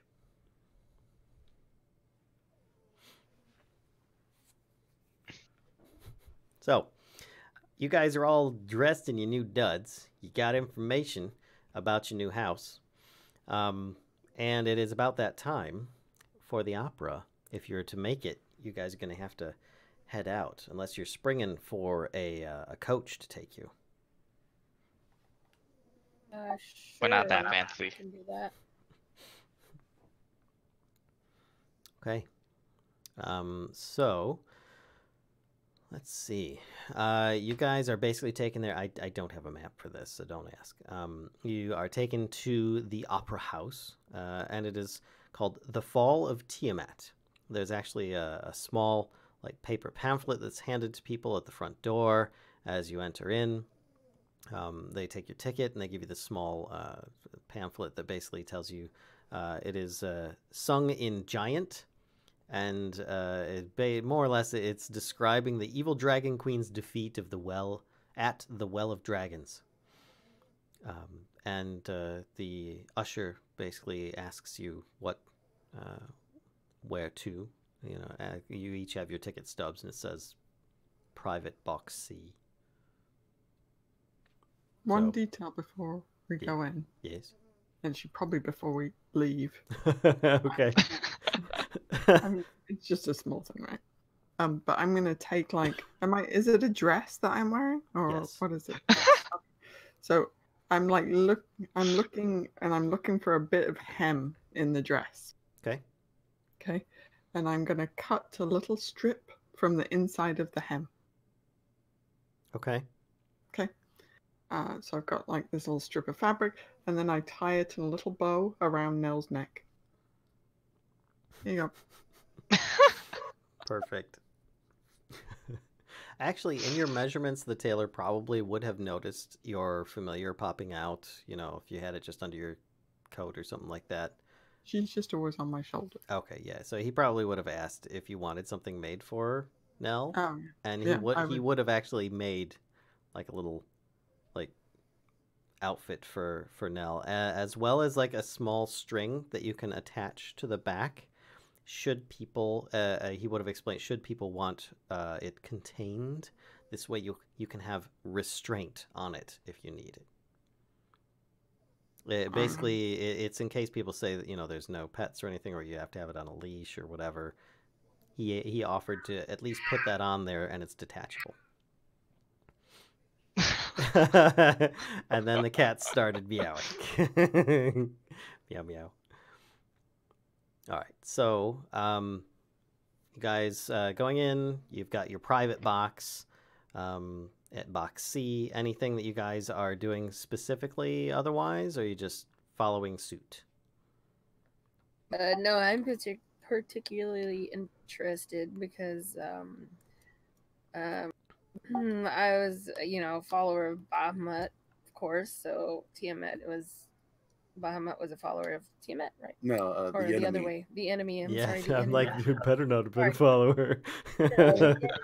So I'm particularly interested in this opera. But didn't he just? Well, they just say it's in Giant. Do anyone speak Giant here? It's sung in Giant, but that doesn't mean that you can't interpret what is going on. It's an opera. There's lots of visual stuff going on and dancing and such. Have you never seen an opera? You No. uncultured swine.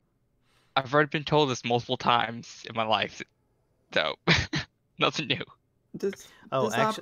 Actually, I apologize. You guys are not in a private box. You're in a regular, your regular seating. The message was, if you're interested, meet Mert at intermission at private box C. My apologies. Okay. Do I see is there a spot where Nell could get a better, could like perch and get a better view? Yes, there are multiple levels. There's actually 3 levels. There's the ground floor, first floor, second floor, and all of them are open on a balcony facing the stage. Okay. You guys are actually down on the first floor, so you're like 1 off the ground. Okay. Are Somewhere we kind seated of near it? middle back, basically. So are we near the music pit? No, music pit's down on the ground floor, just in front of the stage. I didn't know the layout of that particular opera house. Get with the program, man. Sorry, I've only looked at the floor plan for Bass Hall. All right. So, was there something you wanted to do with Nell? If I can, I'd like to have her like go perch at a good vantage point, and She wants to cheat the seeing. to keep an eye out for Yagra or Deville. Gotcha. If you let Nell fly in here, it will be very obvious because there's a lot of people, and unless it's like in the lobby during the opera, Nell will be seen. You're confident of this flying. So you said there's like 3 levels, right? Mm-hmm. Can I go up to the top level? Yeah. I mean, there's like accesses that go up to each one, and then there are special like private box accesses along almost all the way up towards the stage area. But there are people that are standing by those doors. Obviously, they're like ushers or guards or something. A guard usher. Mm-hmm. So correct me if I'm like off here, but how I'm kind of picturing it is like the balcony level is like kind of C shape. Yes. Okay, so what I'd like to do is go all the way along to the very end. That's where the private boxes are. Unless you're talking about like this being the C shape. At the points here and here are the private boxes because the stage is basically out here. So they get to overlook the stage. Yeah. Okay. But so not going into a box, Yep. but going up to the edge of the normal seating. Mm-hmm. I'd like is there anywhere that Nell could like just kind of hop down a little instead of flying? Yeah, you could probably have Nell just like hop down on a rail, but I mean there's people everywhere. All sitting watching the opera. Okay, so there's nowhere for her to hide, basically. Not very easily, no. Okay, then never mind. Okay. I mean, you could still do it. It's just they kind of didn't really want you bringing a bird in to begin with. It's not very formal, but they just were like, okay, it's got a very cute outfit, so. And you've got it contained with the leads, so yeah. It seems formal enough. Yeah. So you guys continue on, and the opera is very compelling for those that have an interest in such a topic, and very boring and tiresome for those that don't. Burns dying in his seat. Yeah, pretty much Smoke is just like, this is terrible. There's no feathers.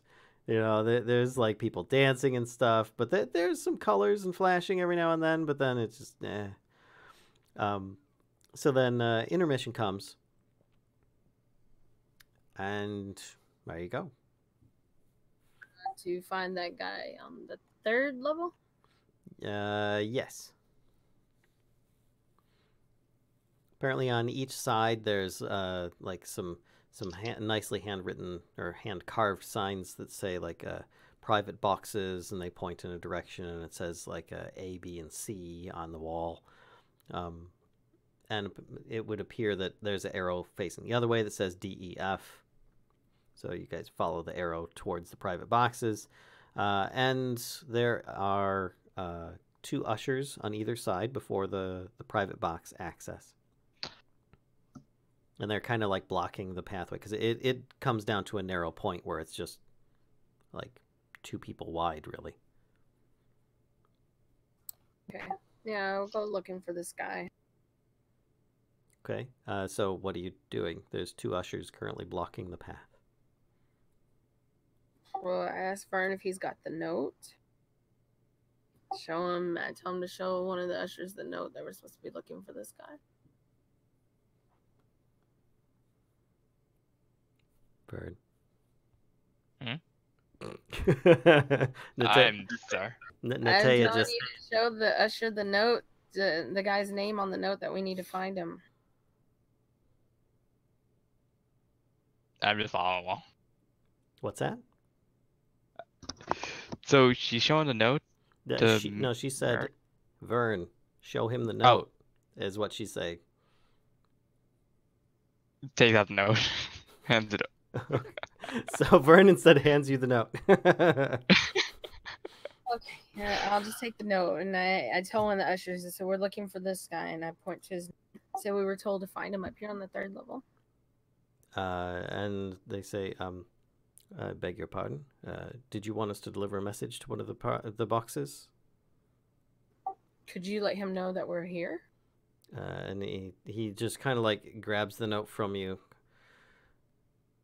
Yes. All right. And hands the note back and says, let me go see who's at private box C. They just look like they're a regular usher, and they're like, whatever, you know. And he walks over, does a knock on the door, goes through, silence for a bit, door opens back up, comes back out, and says, you can come through. And he says, but the rest of you will have to wait here. And he points to Robin, or rather Vern, when he does it. Wait. Okay, I guess you have to go.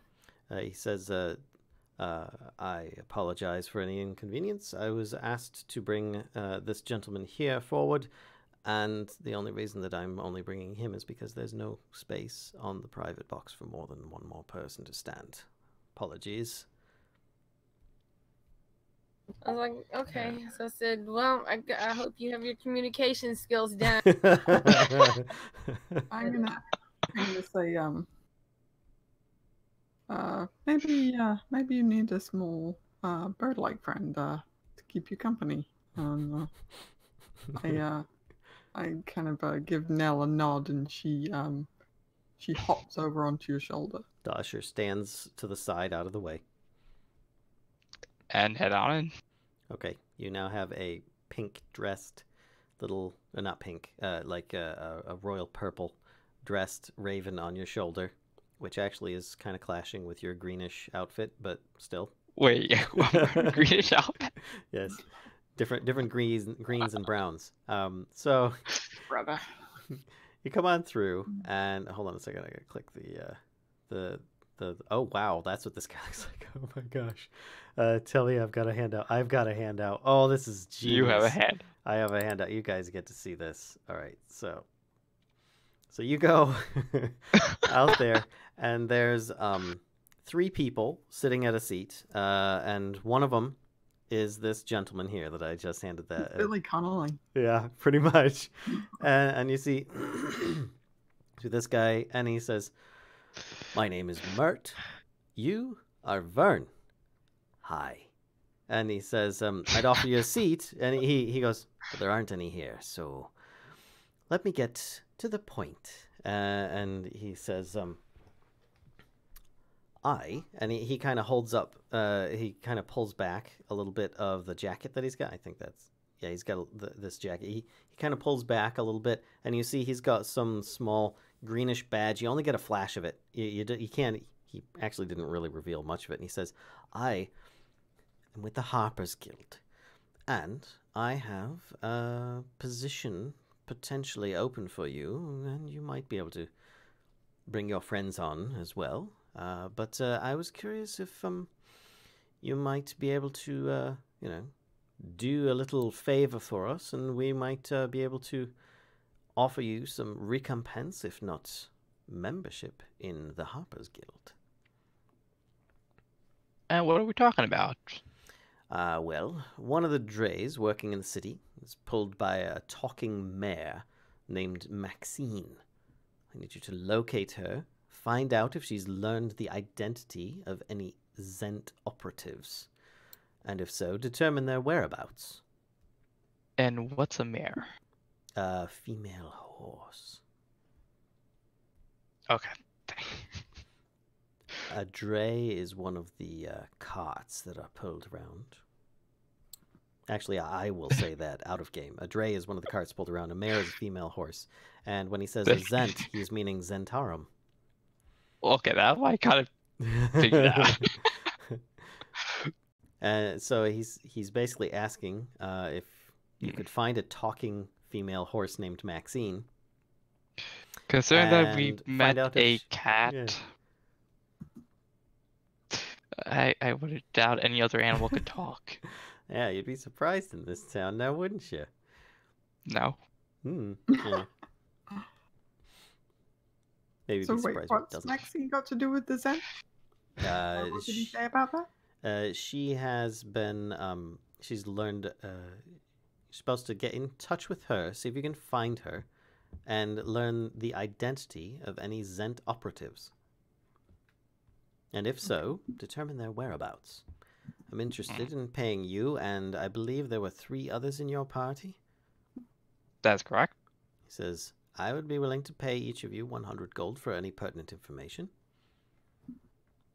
And he reaches in his pocket, which is, I think it's actually this really tiny pocket on this outfit, because, where is it? There it is.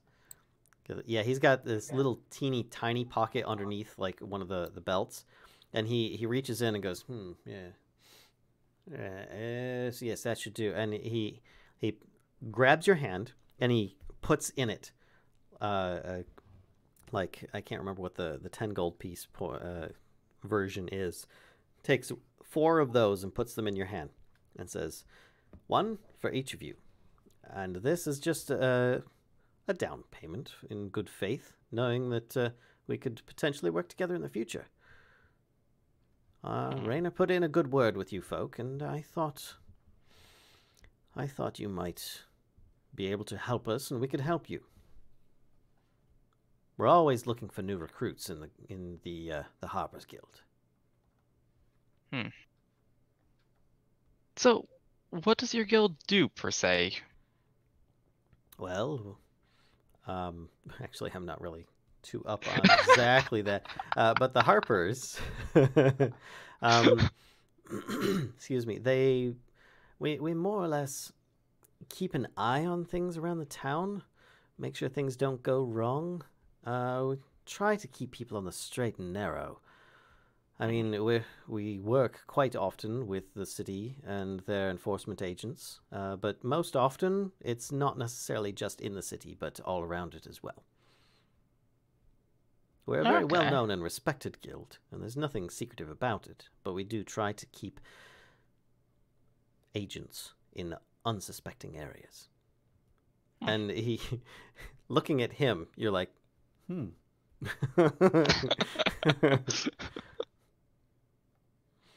So, he says, what do you say? Are you interested? Yeah. And he grabs your hand, and as you say yeah, he goes, good, good, good. Like he was already going to say good, good, good, even if you didn't say yeah. He's like, well then, if you need to find me again, let's see. He says, just do me a favor and talk to your friend Raina.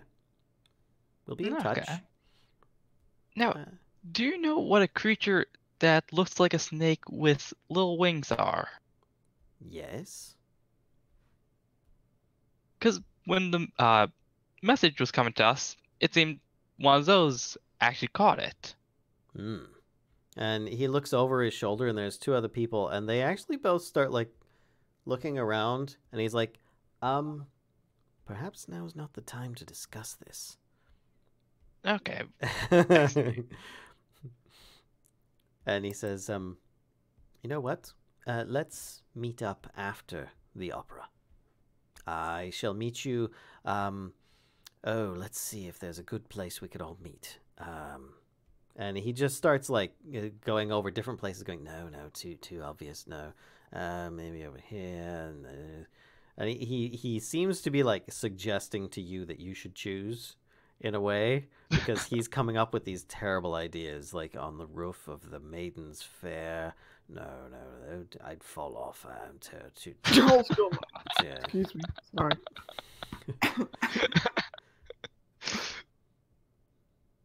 So, are you suggesting anything? Yeah, I only have 2 places that I could go with. Go on. Either the one the bird for some reason coughed up, or the other place we usually are eating at. Up to you. What do you want to suggest? We can always meet back up at my place, Troll Skull. All right. He says, very well, I'll meet you there. Oh no.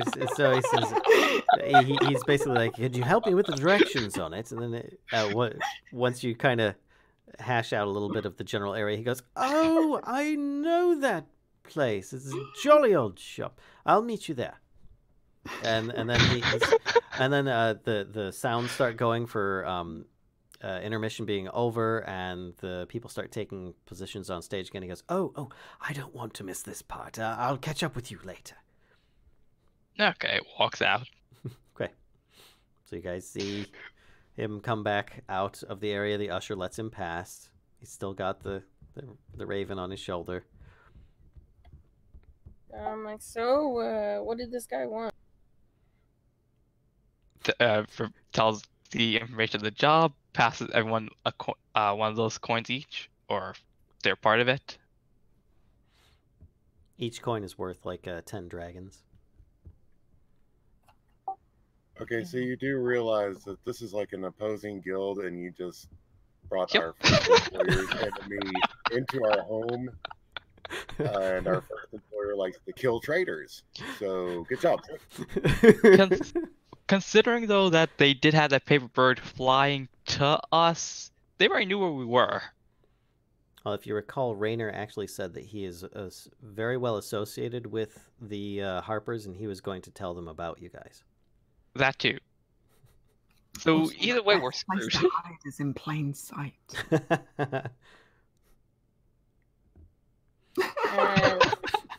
We're gonna have to play this very wisely, and We're all gonna die. let's just go finish watching this opera, and then we can go from there. We'll figure this all out. And we might need to talk to Raynor. I'm just saying. Okay. So, the opera is on. Are you guys going back to your seats? I am. I want to see the end of it. Okay. So, the night plays out. Opera finish. Oh, go ahead. I'd like to do a perception check to make sure that we aren't being spied on by our other employers. Go ahead. We die before we leave. Roll perception.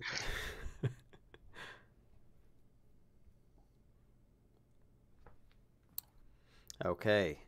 You don't see any sign of anybody that you recognize, short of a man that might meet the description that Vern may have given. I would assume he probably described him as slightly, at least. They're probably here and they're hiding really well. We might not make it to the third act. Smoke, no worries. You willing to kill? Yeah, if they had let me in there, then I would have gone ahead and taken care of your little buddy. And then, you know what? We probably would have been bosses too. We would have somebody opening and moving chairs. All right, so We probably would also stole the coins. oh yeah, did you I bet you got more. Yeah, did you hand out the coins to everybody? Or did you keep them? I handed them out. Okay, all right. I would like to really study mine before handing it to Natea. I cast detect magic on the coins They're in a regular. very secretive, hidden way. Okay, yeah, they're regular. Okay, just Coins. checking. Just Yeah. checking. And you said they might they actually were have a little bit of food wiped on them. also you said it was a 10 piece of dragon's coin, right? Yeah, it's the That would be a 10 sun. dragon equivalent. A what? A sun? I think, yeah, son. Okay, yeah, that makes sense. It would be a sun. So, opera finishes. Nataya's character, or Nataya, thinks it was absolutely wonderful. Didn't understand a word, but it was beautiful. Smoke, not so much. Fell asleep at some point, several times maybe. And then, Grifola and Vern, as I don't know if you guys would enjoy it or not, but there you go. So you start heading back to the manor house. Yes, and I would like to constantly check my surroundings to make sure that our new employers aren't going to kill us. All right. You don't find anybody. I'll just default tell you. You don't find anybody basically following you or anything like that. And sometime later on that evening, it's getting actually fairly late. Comes a knock at the door, and it is a very small, skinny, kind of like adolescent young boy, but like older adolescent, like maybe 15, and he's at the door, and he's got a note, and he says, hello, knock knock knock. I'll go answer the door. Okay, and he says, hi, I have a letter here for, and he goes, and you see he's struggling looking at the letter, like he might not be able to read it. Just hand out my hand and let me see it. And you see it has the big bold letters, Vern, written on it with like a little wax seal on the back. Yeah, he's in here over there. I'll give it to him. And the kid just goes, thank you. And he just kind of holds his hand out and his head down. I just kind of shake my head and give him like a little, whatever, a silver piece or whatever the equivalent of a silver piece. The kid is ecstatic and takes off as soon as you put it in his hand. I mean, he is just like, It's a shard. Yeah, he's like, thank you. A shard. There we go. Is that okay? Shard, okay. Yeah, I walk over and I'm like, Vern, I think your buddy sent this for you, and I hand it to you. And Stood it you up? what's that? He stood you up? It's basically a letter. And it's, there you go, Vern. You have a letter. Let's see what it says. All right. I'm getting ready to go to the dock so I can, not get killed by a sun elf. So you open it up, and it basically has this wording. Let's see if I can do this. In it, paste, which is almost exactly what he ended up saying. And then it says, sorry couldn't stop by. Have to discuss further later. The missus took ill.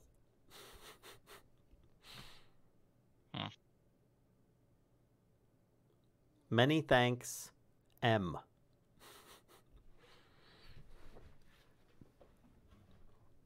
And it's written with a really swooshy script, like very, very big letters. Is it at least legible? Oh, yes. It's written Okay. very, very nicely, but very enthusiastically as well. So I think we have to choose. What's that? I think we have to choose. Because we're going to, double cross somebody, right? So. Of course. Yeah, Vern's going to turn in 3 Zent agents, or at least 1 cat one. I'm going to the dock. All right. And I think right here, before you guys make any hasty decisions, I'll give you some time to think about it. Maybe even discuss. And we're gonna end it here. So, thanks everybody for coming out for another good game. Dungeons & Dragons 5th edition Waterdeep. Dragon Heist. Where Vern is a traitor. We shall see. Who shall these people favor? Shall they favor the Harpers? Shall they favor the Zents? Shall they take them both? Shall they pursue both? Who knows? Maybe they'll have agents in both guilds. That would be interesting. So, that's about it. Thanks again, players, for heading out tonight. I know we're going to have some people missing at some point in the future here, so hopefully it won't be for too long. And thank you, viewers, for coming out. We'll see y'all next time. Bye. Bye.